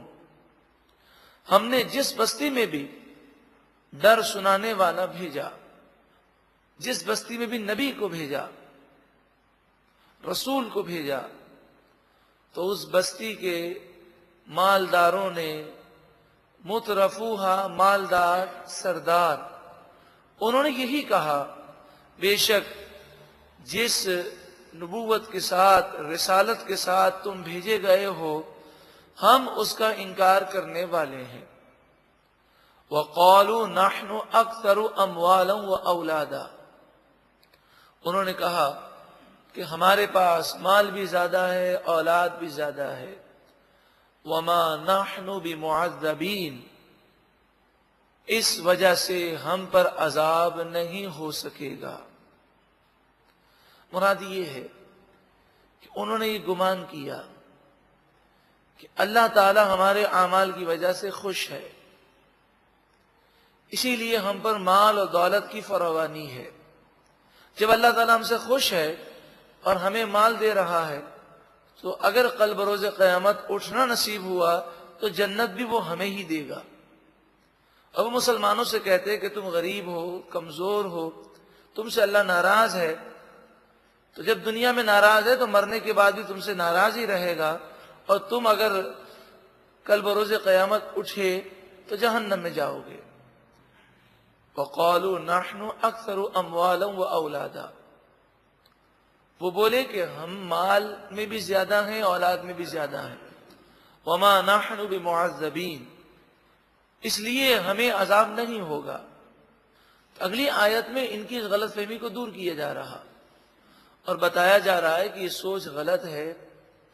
اللہ تعالی کسی کو روزی دے، یہ اس بات کی دلیل نہیں کہ اللہ اسے راضی ہے، اور کسی کی روزی اللہ بند کر دے یا وہ تنگ دستی کا شکار ہو یا غریب ہو، یہ اس بات کی دلیل نہیں کہ اللہ ناراض ہے۔ اگر دیکھا جائے تو اس وقت دنیا کی اکثریت وہ غریب ہے اور مالداروں کی تعداد تو کم ہے۔ اب جتنے مالدار ہیں ان میں سے اکثریت کافروں کی ہے یا گناہگاروں کی ہے، اور اکثر مسلمان وہ غریب ہیں۔ اور یہ آج کا معاملہ نہیں۔ حضرت آدم علیہ السلام کے بعد جب قابیل نے حضرت آدم علیہ السلام کی اولاد میں کفر و شرک کو پھیلایا، اور پھر حضرت نوح علیہ السلام مبعوث ہوئے، تو حضرت نوح علیہ السلام سے لے کر حضور تک ہر نبی کو ماننے والے غریب لوگ تھے، ان کی اکثریت غریبوں کی تھی۔ صحابہ کرام میں سے اکثریت غریب تھے اور کافروں میں اکثر مالدار تھے۔ ان تمام باتوں کو پیش نظر رکھ کر ہمیں یہ سمجھنا چاہیے کہ اگر مالدار، حکمراں، وزراء یا ایسے بڑے لوگ یا قوم کے سردار یا وڈیرے یا نواب اگر کوئی گناہ کر رہے ہیں تو ہمیں ان کو دیکھ کر گناہ نہیں کرنا چاہیے، کیونکہ اللہ تبارک و تعالی کی نافرمانی کرنے میں کسی مخلوق کی اطاعت اور فرمانبرداری نہیں ہو سکتی، تو اللہ تعالیٰ کی فرمانبرداری کرنی چاہیے۔ اچھا، عام طور پر ایک وبا یہ عام ہے کہ لوگ یہ سمجھتے ہیں کہ جو مالدار ہے یا وزیر ہے یا حکمراں ہے یا سردار ہے یا نواب ہے یا وڈیرا ہے، اس میں عقل ہم سے زیادہ ہوگی۔ ایسی بات نہیں ہے۔ مال کا ہونا یا سرداری کا ہونا یہ عقل مندی کی دلیل نہیں۔ بڑے بے وقوف، بلکہ بے وقوفوں کے سردار بھی بسا اوقات وہ حکمراں بن جاتے ہیں۔ جیسے نمرود، یہ دنیا میں بے وقوفوں کا سردار تھا، لیکن پوری دنیا کا بادشاہ تھا.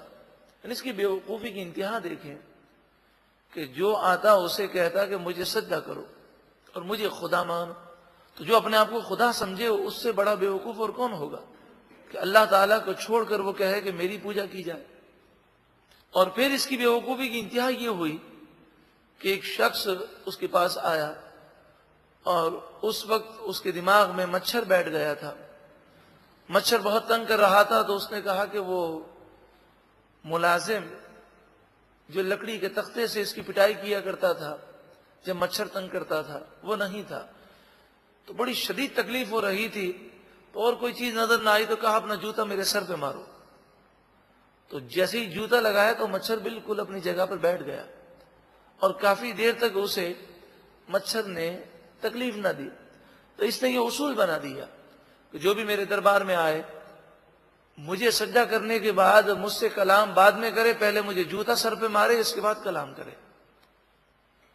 یعنی بیوقوفی کی انتہا ہے. فرعون کو دیکھیں, فرعون انتہائی درجے کا بیوقوف و نادان تھا. تو مال ہونا, عہدہ ہونا, منصب ہونا, حکومت ہونی یا سرداری ہونی یہ اس بات کی دلیل نہیں کہ یہ عقل مند ہے. اور اسی طرح کوئی غریب ہے اس بات کی دلیل نہیں کہ وہ بیوقوف ہے.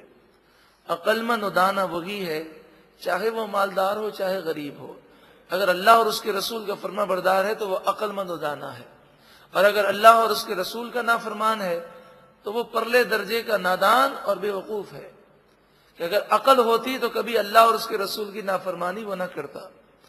قل, اے محبوب آپ فرمائیے, ان ربی یبسط الرزق لمن یشاء, بے شک میرا رب جس کے لیے چاہتا ہے روزی کو کشادہ فرماتا ہے, اور یقدر, اور جس کے لیے چاہے روزی تنگ کر دیتا ہے.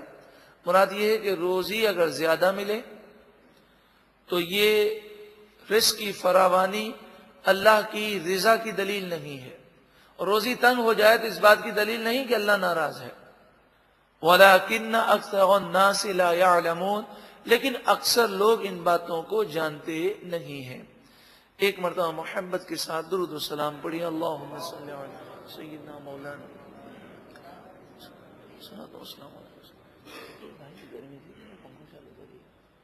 سورہ سبا آیت نمبر 37. مال اور اولاد یہ رب العالمین کی بارگاہ میں قرب کا باعث کس کے لیے ہیں اور کس کے لیے نہیں ہے. وَمَا أَمْوَالُكُمْ وَلَا أَوْلَادُكُمْ بِالَّتِي تُقَرِّبُكُمْ عِنْدَنَا زُلْفَى, تمہارے مال اور تمہاری اولاد ایک ایسی چیز نہیں کہ جو تمہیں ہمارے قریب کر دیں. تمہارے مال اور تمہاری اولاد ایسی چیز نہیں کہ جو تمہیں ہمارے قریب کر دیں. تو مال اور اولاد قرب الہی کا ذریعہ نہیں ہے, مگر بعض لوگوں کے لیے ذریعہ ہیں. وہ کن کے لیے؟ إِلَّا مَنْ آمَنَ وَعَمِلَ صَالِحًا, جو کوئی ایمان لائے اور اچھے عمل کرے اور وہ مال جائز ذریعے سے حاصل کرے. مال کے حصول میں وہ اللہ کو نہ بھولے, کوئی تجارت کوئی سودا اسے اللہ کی یاد سے غافل نہ کرے, اور وہ اس مال کو اللہ کی راہ میں خرچ کرے. اولاد جس کی وہ تربیت کرے اور انہیں نیک صالح بنانے کی کوشش کرے, پھر وہ اولاد نیک صالح بن جائے, تو یہ مال بھی کل بروز قیامت اس کے لیے فائدہ مند ہے, اور یہ اولاد بھی کل بروز قیامت اس کے لیے فائدہ مند ہے. بلکہ اس مال اور اولاد کے ذریعے وہ اللہ کا قرب حاصل کر لے گا. تو مال فی نفس ہی اپنی ذات کے اعتبار سے اللہ کے قریب کرنے والا نہیں ہے. ہاں, اگر بندہ اس مال کو جائز ذریعے سے اختیار کر کے اللہ کی راہ میں خرچ کرے تو یہ مال اسے قریب کر دے گا, اللہ کے نزدیک کر دے گا. جیسے حضرت عثمان غنی کا مال تھا, حضرت عبد الرحمن بن عوف کا مال تھا کہ انہوں نے مال کے ذریعے کئی مرتبہ جنت کو حاصل کیا. تو اللہ نے جسے مال دیا ہو اسے چاہیے کہ وہ اپنا مال اسلام کی ترویج و اشاعت کے لیے خرچ کرے. آج جب دشمنان اسلام اپنا مال اسلام کو مٹانے کے لیے خرچ کر رہے ہیں تو مومن کو چاہیے کہ وہ اپنے تن من دھن سب کچھ اسلام کی خاطر قربان کرے. فَأُولَئِكَ لَهُمْ جَزَاءُ الضِّعْفِ بِمَا عَمِلُوا، پس یہی لوگ ہیں جن کے اعمال کا بدلہ دگنا دیا جائے گا، جن کے اعمال کا بدلہ بڑھا کر دیا جائے گا. یعنی وہ اللہ کی راہ میں مال دیں گے. اس کو اس مثال سے سمجھیے. کسی نے اللہ کی راہ میں ایک بکری کا بچہ دیا یا گائے کا بچہ دیا. اب جس کے پاس یہ بکری کا بچہ جائے یا گائے کا بچہ جائے، 1-2 سال کے اندر وہ تندرست و توانا اور جوان ہو جائے، تو اب دیکھیں اس نے تو دیا ہے بکری کا بچہ، لیکن وہ کچھ عرصے میں اتنا بڑا ہو گیا تو دنیا یہی کہے گی کہ اس نے تو جب بکری دی تھی تو وہ چھوٹا سا بچہ تھا. مگر رب العالمین کیسا کریم ہے کہ جب بندہ اللہ کی راہ میں صدقہ دیتا ہے تو اللہ تعالیٰ اسے بڑھاتا ہے، اور کل بروز قیامت یہ بڑھتے بڑھتے پہاڑوں جتنا ہو جائے گا. اور بندہ جب دیکھے گا تو کہے گا پروردگار میں نے تو تھوڑا سا صدقہ دیا تھا. فرمایا تھا تو تھوڑا، ہم نے اسے بڑھا بڑھا کر اس قدر بڑا کر دیا ہے. فَأُولَئِكَ لَهُمْ جَزَاءُ الضِّعْفِ بِمَا عَمِلُوا، بس یہی لوگ ہیں جن کے لیے ان کے اعمال کا کئی گنا زیادہ بڑا صلہ ہے. وَهُمْ فِي الْغُرُفَاتِ آمِنُونَ، اور یہی وہ لوگ ہیں جو جنت کے عالیشان کمروں میں امن کے ساتھ ہوں گے. وَالَّذِينَ يَسْعَوْنَ فِي آيَاتِنَا، نیک لوگوں کا ذکر کیا گیا، اب برے لوگوں کا ذکر ہے. اور وہ لوگ کہ جو ہماری آیتوں میں معاجزین، ہمیں عاجز کرنے کی کوشش کرتے ہیں، یعنی وہ بار بار اعتراض کرتے ہیں اور سمجھتے ہیں کہ ہم ان کے اعتراض سے عاجز آ جائیں گے. ایسا نہیں ہوگا، یہ اعتراضات کر کے اسلام کو عاجز نہیں کر سکتے.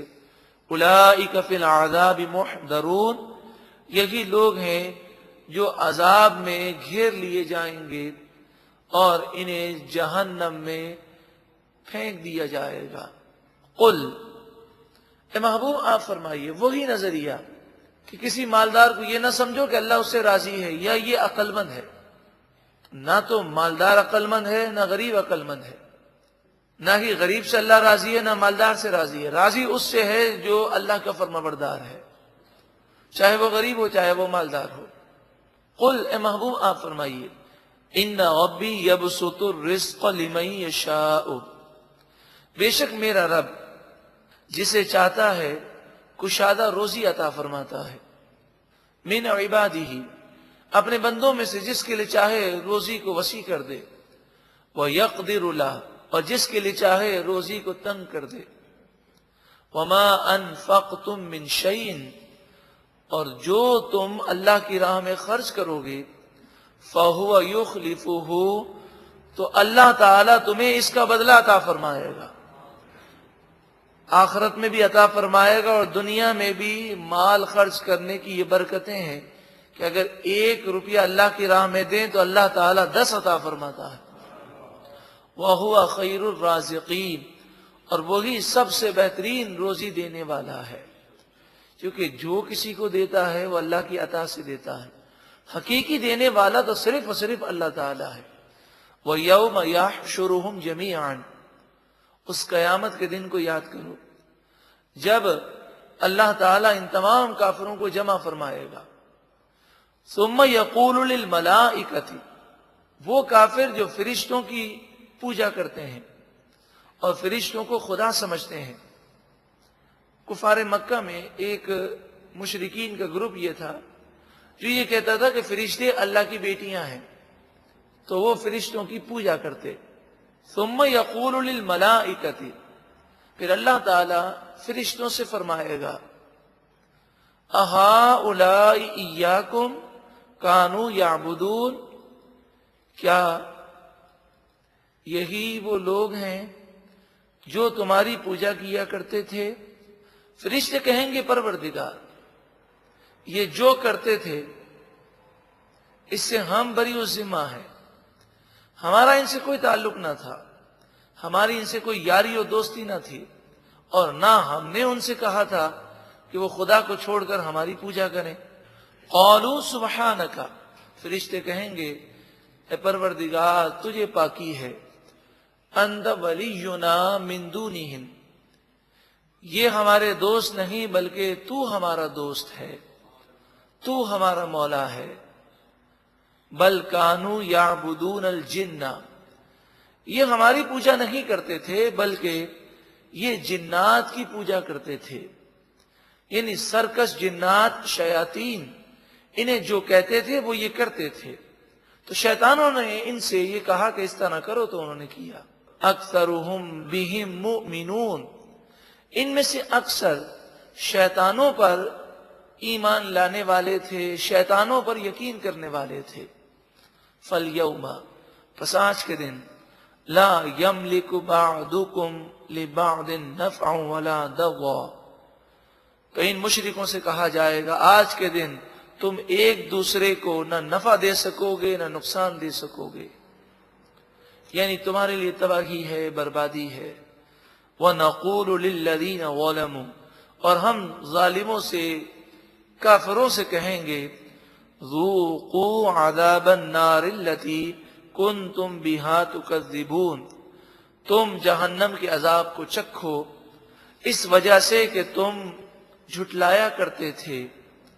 وَإِذَا تُتْلَى عَلَيْهِمْ آيَاتُنَا بَيِّنَاتٍ، اور جب ان پر ہماری روشن آیتیں پڑھی جاتی، جب ان پر ہماری روشن آیتیں تلاوت کی جاتی ہیں، قالوا، وہ کہتے ہیں، ما ھذا الا رجل، یہ تو صرف ایک عام مرد ہے، یہ نبی کے مقام و مرتبے کو نہیں مانتے، اور کہتے ہیں یرید ان یصدکم عما کان یعبد آباؤکم، یہ چاہتا ہے کہ تمہیں ان بتوں کی پوجا سے روک دے جس کی پوجا تمہارے آباء و اجداد کرتے تھے۔ یہ حضور کے متعلق یہ کہتے ہیں کہ یہ تمہیں تمہارے بتوں سے دور کرنا چاہتے ہیں۔ وقالوا، اور وہ بولے، ما ھذا الا افک مفتری، یہ قرآن تو ایک بہتان ہے جو اس نبی نے خود بنا لیا ہے، نعوذ باللہ من ذالک، اس طرح مشرکین کہتے۔ اب ہم سوچیں، غور کریں کہ حضور نے اعلان نبوت فرمایا، 13 سال تک ہم مکہ مکرمہ میں رہے، 13 سال تک کافر ظلم کرتے رہے اور یہ غلط غلط جملے وہ کہتے رہے، اور وہ محبوب جو ساری کائنات میں اللہ رب العالمین کو سب سے زیادہ محبوب ہیں، تمام مخلوق میں سب سے زیادہ انہی کا مقام و مرتبہ ہے، اس نبی کی وہ بے ادبی کرتے رہے مگر انہیں ڈھیل دی گئی، عذاب نہیں آیا۔ پھر غزوہ بدر میں، غزوہ احد میں، غزوہ حنین میں، فتح مکہ کے موقع پر یہ ذلیل و رسوا ہوئے، مگر ہمارے لیے نصیحت ہے کہ اللہ تبارک و تعالی کی مصلحت و حکمت وہی جانتا ہے۔ تو کافروں کو ڈھیل دی جاتی ہے، جب کافروں کو ڈھیل مل جاتی ہے تو ایک مسلمان ہے اور ہے گناہگار، الٹی سیدھی باتیں کہتا ہے، تو بسا اوقات اسے بھی ڈھیل ہوتی ہے اور ہمارے لیے امتحان ہوتا ہے کہ وہ جتنا وہ کفریات بکتا ہے یا جتنی وہ غلط باتیں کرتا ہے، ہم دیکھتے ہیں کہ اس میں مال و دولت کی زیادہ ہی فراوانی ہو رہی ہے۔ تو ایسے موقعوں پر گمراہ نہیں ہونا چاہیے، یہ سوچنا چاہیے کہ اللہ تبارک و تعالی کی ڈھیل ہے، اسے مہلت ہے، اگر اس نے مہلت سے فائدہ نہ اٹھائے تو اس کی تباہی ہے۔ حق وہی ہے جو اللہ اور اس کے رسول کا حکم ہے۔ ان لوگوں نے نبی اکرم صلی اللہ علیہ وآلہ وسلم کی بے ادبی کی۔ وقال الذین کفروا للحق لما جاءہم، کافروں نے حق کے بارے میں کہا جب حق ان کے پاس آ گیا تو انہوں نے کہا، ان ھذا الا سحر مبین، یہ تو کھلا جادو ہے۔ قرآن کو یہ جادو کہتے۔ جادو کہنے کی وجہ یہ تھی کہ یہ قرآن کا مقابلہ نہ کر سکتے تھے.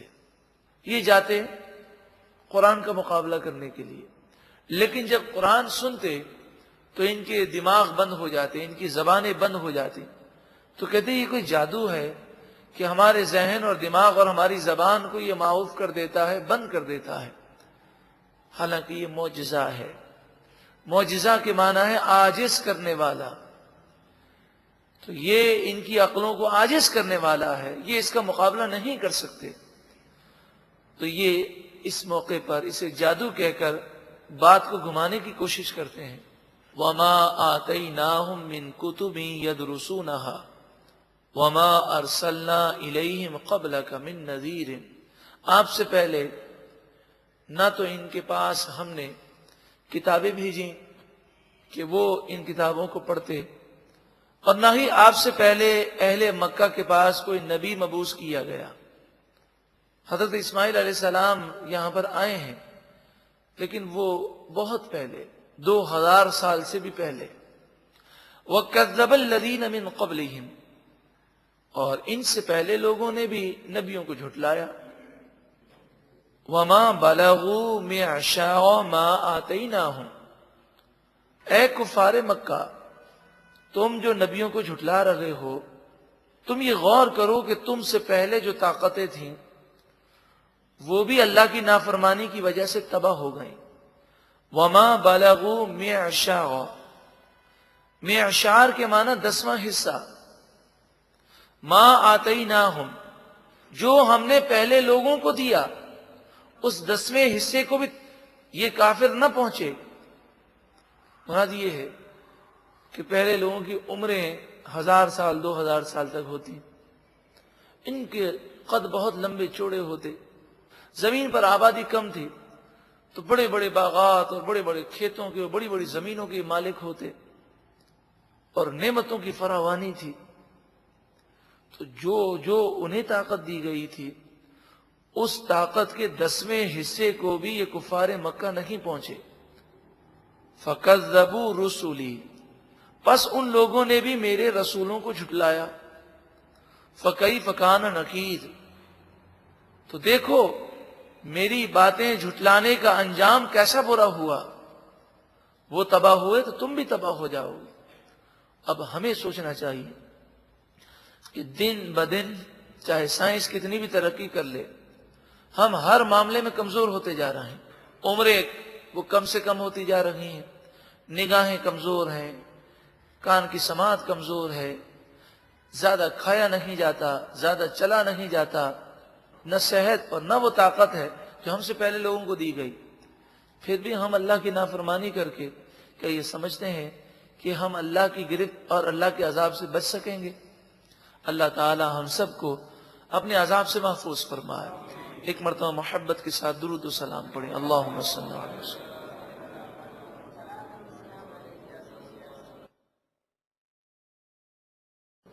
سورہ سبا آیت نمبر 46. قل، اے محبوب آپ فرمائیے، انما اعظکم بواحدہ، میں تمہیں صرف ایک نصیحت کرتا ہوں، ان تقوموا للہ، کہ تم اللہ کے لیے کھڑے ہو جاؤ. یعنی اپنے ذہن سے تعصب نکال دو، نفرتیں نکال دو، اور اللہ کی خاطر تھوڑی دیر میری بات غور سے سنو. مثنا، دو ہو کر، وہ فرادا، یا اکیلے، تم 2 افراد مل کر اس نصیحت کو غور سے سنو اور آپس میں مشورہ کرو، یا پھر تنہائی میں غور کرو اس پر. ثم تتفکروا، پھر تم سوچو. اگر تعصب نہ ہوا، تم میں نفرت نہ ہوئی، اور خالی ذہن ہو کر اگر تم نے تحقیق کی، تو تم یہ سمجھ جاؤ گے کہ یہ کلام اللہ ہی کا کلام ہے اور یہ نبی سچے رسول ہے. اور جو کافر یہ کہتے کہ یہ تو نعوذ باللہ من ذالک شاعر ہیں، جادوگر ہیں، کاہن ہیں، تو ان سے کہا جا رہا ہے کہ سوچو، شاعر ایسا کلام نہیں کر سکتا. پھر 40 سالہ زندگی انہوں نے گزاری، نہ کسی شاعر کی صحبت میں بیٹھے اور نہ کبھی شعر گوئی آپ نے فرمائی۔ جہاں تک کہانت کا تعلق ہے، کاہن ہونے کا، کاہن سے مراد یہ ہے کہ وہ جنات کو قابو میں کرتے اور ان سے باتیں سن کر لوگوں کو مستقبل کی باتیں بتاتے، انہیں کاہن کہتے ہیں۔ تو کاہنوں جیسا معاملہ بھی کبھی 40 سال کے اندر نہیں ہوا، اور نہ کسی کاہن کی صحبت میں وہ بیٹھے، نہ وہاں سے انہوں نے علم سیکھا۔ اور جہاں تک جادو کا تعلق ہے تو تم جانتے ہو کہ نہ انہوں نے وہ کلمات کبھی زبان سے ادا کیے، نہ یہ کلمات سیکھے، نہ ایسے لوگوں سے کبھی تعلق رہا، اور ان کی کیفیات بھی یہ بتاتی ہیں کہ ان پر کوئی جادو نہیں ہے۔ اگر تم غور کرو گے تو تم سمجھ جاؤ گے کہ یہ اللہ کے سچے رسول ہیں۔ مگر مسئلہ کیا ہے؟ سب سے بڑا مسئلہ ہدایت کی راہ میں جو ہے وہ ہے پروپیگنڈا، کہ جب کسی کے خلاف پروپیگنڈا کیا جاتا ہے تو لوگ اس کی بات اگر سنتے بھی ہیں، اول تو سننے کو تیار نہیں، اگر سنتے بھی ہیں تو وہ اس کی بات پر غور ہی نہیں کرتے، کیونکہ نفرت و تعصب اس قدر زیادہ ہوتا ہے۔ جیسے فی زمانہ اب علماء کے خلاف بہت زیادہ پروپیگنڈا کیا جاتا ہے، دشمنان اسلام اسلامی ممالک میں بے حیائی پھیلانا چاہتے ہیں، اس میں سب سے بڑی رکاوٹ قرآن و حدیث کو جاننے والے علماء ہیں۔ تو ملا، مولوی، مولانا یہ کہہ کر وہ انہیں بدنام کرنے کی کوشش کرتے ہیں، ان کے خلاف پروپیگنڈا کرتے ہیں۔ اب اگر کوئی ملا کہلاتا ہو یا مولانا کہلاتا ہو اور وہ غلطی کر دے، تو ایک کی غلطی کرنے سے سارے قرآن و حدیث کے جاننے والے غلط تو نہیں ہوتے۔ کیا مجھے بتائیے کہ فوج کے اندر یا پولیس کے اندر سب سے بڑا مسئلہ تو فوج کا ہے، فوج کے اندر کیا فراڈ نہیں ہوتا؟ کیا فوجی وہ قانون کی خلاف ورزی نہیں کرتے؟ لیکن ان کے خلاف بولنے کی اجازت نہیں ہے۔ اسی طرح کورٹ، جج صاحبان، ان کی توہین عدالت میں شمار ہوتی ہے۔ کیوں؟ اس لیے کہ اگر اس نے غلطی کی ہے، اس کی اگر توہین کریں گے تو کورٹ سے اعتماد لوگوں کا اٹھ جائے گا۔ اگر کسی فوجی نے غلطی کی ہے، اگر ہم اس کی توہین کریں گے، اس کو اچھالیں گے، تو لوگ فوج کے خلاف ہو جائیں گے اور ملک کا دفاع مشکل ہو جائے گا۔ تو مسئلہ یہ ہے کہ اگر کسی فرد نے ایسی غلطی کی ہے بالفرض، تو وہ اس کا ذمہ دار ہے۔ اس انداز میں توہین کرنا کہ اس سے قرآن و حدیث کے جاننے والے علماء سے محبت دل سے نکل جائے۔ تو حدیث پاک اور روایتوں کا خلاصہ یہ ہے کہ جو عالم سے نفرت کرے گا اس کا خاتمہ ایمان پر نہیں ہوگا۔ تو عالم سے نفرت کرنا یہ جائز نہیں ہے۔ تو آج ملا کہہ کر علماء کی نفرت لوگوں کے دلوں میں ڈالی جاتی ہے۔ اس کا مقصد کیا ہے؟ اس کا مقصد یہ ہے کہ لوگ اتنے بے حیا ہو جائیں، دین سے دور ہو جائیں، پھر وہ مولویوں کی یا علماء کی باتیں سننے کو تیار ہی نہ ہو۔ ارے بھائی ہم مولویوں کی باتیں نہیں مانتے۔ اب مولوی اس میں صحیح بھی ہیں، تو جو علماء صحیح ہیں جب وہ ان کی بات ہی نہیں سنیں گے، اگر سنیں گے بھی تو ان کی بات کو وہ اہمیت ہی نہیں دیں گے، تو ان کے دل میں قرآن و حدیث کی باتیں کیسے جاں گزین ہوں گی؟ ٹھیک ہے، ہر فیلڈ کے اندر غلط لوگ گھس جاتے ہیں، لیکن جو صحیح علماء ہیں ان کے تو فضائل نبی اکرم صلی اللہ علیہ وآلہ وسلم نے ایسے بیان کیے۔ آپ نے فرمایا علماء انبیاء کے وارث ہیں، اور آپ نے فرمایا کہ عالم کی زیارت کرنا میری زیارت کرنا ہے۔ یہ فضیلت کیوں دی گئی؟ تاکہ ہمارے دل میں ان کی اہمیت پیدا ہو اور ہم ان کی بات غور سے سنیں، وہ نصیحت کریں گے تو نصیحت پر اثر ہو۔ یہی معاملہ تھا کہ کافروں نے حضور کے خلاف پروپیگنڈا ایسا کیا کہ کافر بات سننے کو تیار نہ تھے۔ تو فرمایا تم غور کرو، ما بصاحبکم من جنہ، تم جب غور کرو گے تو اس نتیجے پہ پہنچو گے کہ تمہارے صاحب پر کوئی جنات کا اثر نہیں ہے، وہ آصف زدہ نہیں ہے، وہ جادوگر نہیں ہے۔ ان ہوا الا نذیر لکم بین یدی عذاب شدید، بلکہ وہ تو صرف تمہیں ڈر سنانے کے لیے ہیں، اس عذاب سے ڈرانے والے ہیں جو شدید عذاب تمہارے آگے ہے، جو آنے والا ہے۔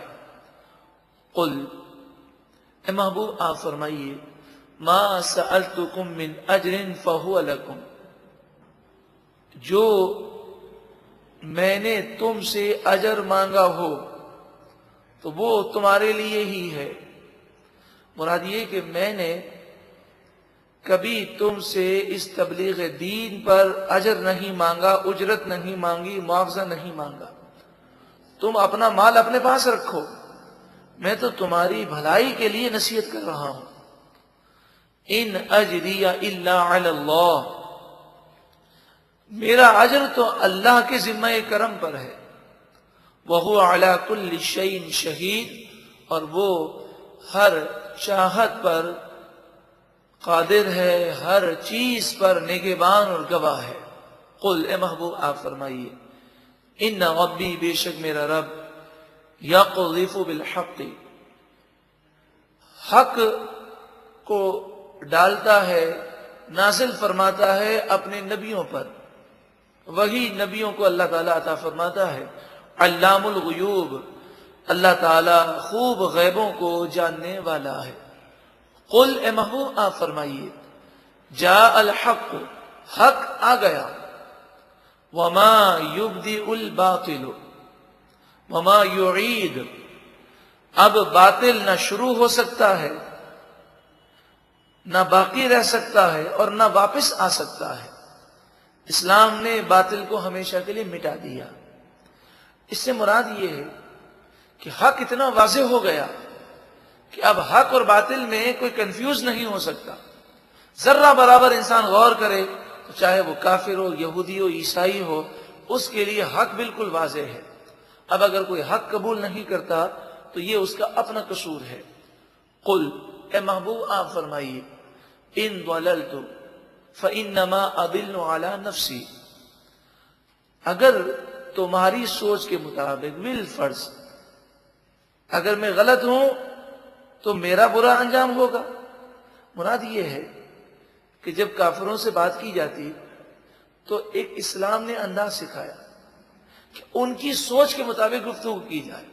تو یہاں پر اس آیت کریمہ میں بھی بتایا گیا کہ بھئی سوچو تو صحیح، اگر جو میں کہہ رہا ہوں، اگر تمہیں یہ لگتا ہے یہ قیامت کا میں تمہیں جو کہہ رہا ہوں یہ غلط ہے، اگر میں غلط کہہ رہا ہوں تو اس کا انجام وہ میرے ساتھ ہونا ہے، اور اگر میں صحیح کہہ رہا ہوں تو سوچو کہ اگر تم نے میری بات نہ مانی تو کتنا بڑا نقصان ہوگا۔ اس لیے اگر تم میری بات غور کر لو اور اچھی زندگی گزارو تو اس میں تمہارا نقصان کیا ہے۔ اسلام نے یہ تو نہیں کہا کہ نہ کھاؤ، نہ پیو، نہ سو، نہ کاروبار کرو۔ کھانے کی اجازت ہے، پینے کی اجازت ہے، سونے کی اجازت ہے، رشتہ داروں سے تعلقات کی اجازت ہے، مگر بس صرف یہی ہے کہ شریعت کے دائرے میں رہ کر ایک پاکیزہ زندگی گزارنی ہے۔ تو اس پاکیزہ زندگی گزارنے میں تمہارا نقصان کیا ہے؟ قل، محبوب آپ فرمائیے، ان ضللت، اگر بالفرض میں صحیح نہیں ہوں، فانما اضل علی نفسی، تو اس برائی کا نقصان خود مجھے ہوگا۔ وَإِنِ اهْتَدَيْتُ، اور اگر میں ہدایت یافتہ ہوں اور میں صحیح کہہ رہا ہوں تو تم غور نہیں کرتے، اب سوچو کہ تمہیں کتنا بڑا نقصان ہوگا۔ اس طریقے سے انہیں سننے کے لیے آمادہ کیا گیا کہ کسی طور پر بھی وہ بات سننے کو تیار ہوں۔ اور یہ بات تو ہم جانتے ہی ہیں کہ نبی، ولی، صحابہ یہ گمراہی سے یا غلط ہونے سے پاک ہیں۔ اللہ تعالیٰ نے انہیں ہدایت پر ثابت قدمی عطا فرمائی۔ فَبِمَا يُوحِي إِلَيَّ رَبِّي، اگر میں ہدایت یافتہ ہوں، اور حقیقت یہی ہے کہ میں ہدایت یافتہ ہوں، تو سمجھ جاؤ کہ یہ ساری باتیں اسی کی وجہ سے ہیں جو میرا رب میری طرف وحی فرماتا ہے۔ اِنَّهُ سَمِيعٌ قریب، بے شک وہ سننے والا قریب ہے۔ وَلَوْ تَرَىٰ، اور اگر تم دیکھو، اس منظر کو یاد کرو، اِذْ فَزِعُوا، جب کافر گھبرا جائیں گے، عذاب کو دیکھ کر ان کی حالت خراب ہوگی، فَلَا فَوْتَ، اس عذاب سے وہ بچ نہ سکیں گے، وَأُخِذُوا مِن مَّكَانٍ قَرِيبٍ، تو انہیں قریب کی جگہ سے پکڑ لیا جائے گا، یعنی جہاں کہیں بھی ہو اللہ کی پکڑ سے وہ دور نہیں ہے۔ تو دنیا میں بھی وہ پکڑے جائیں گے اور قبر و آخرت میں بھی عذاب کا شکار ہوں گے. وَقَالُوا آمَنَّا بِهِ، اور اس وقت وہ کہیں گے کہ ہم اس پر ایمان لائے، مگر اس وقت کا ایمان قبول نہ ہوگا. وَأَنَّا لَهُمُ التَّنَاوُشُ مِن مَّكَانٍ بَعِيدٍ، ان کے لیے کیوں کر پانا نصیب ہو اس چیز کا جو اب دور چلی گئی. یعنی اب ہدایت ابن سے دور ہو گئی، ہدایت کا وقت ختم ہو گیا، تو مکان بعید، دور کی جگہ سے ان کے لیے چیزوں کا پانا، ہدایت کا پانا اب کیسے ہو؟ ہمیشہ کے لیے تباہی ہوگی جس کا خاتمہ کفر پر ہوا. وَقَدْ كَفَرُوا بِهِ مِن قَبْلِ، اور بے شک اس سے پہلے انہوں نے اس چیز کا انکار کیا، اب مرنے کے بعد عذاب دیکھ کر وہ اس کا اقرار کر رہے ہیں. وَيَقْذِفُونَ بِالْغَيْبِ مِن مَّكَانٍ بَعِيدٍ، اور وہ بغیر دیکھے دور کی جگہ سے حق کو جھٹلاتے تھے، پھینک دیتے تھے. یعنی نہ تو انہوں نے حق پر غور کیا اور نہ اس کے قریب آئے، دور ہی سے حق کو انہوں نے تسلیم کرنے سے انکار کر دیا. وَحِيلَ بَيْنَهُمْ وَبَيْنَ مَا يَشْتَهُونَ، ان کے اور اس چیز کے درمیان جو وہ چاہتے ہیں، یعنی نجات.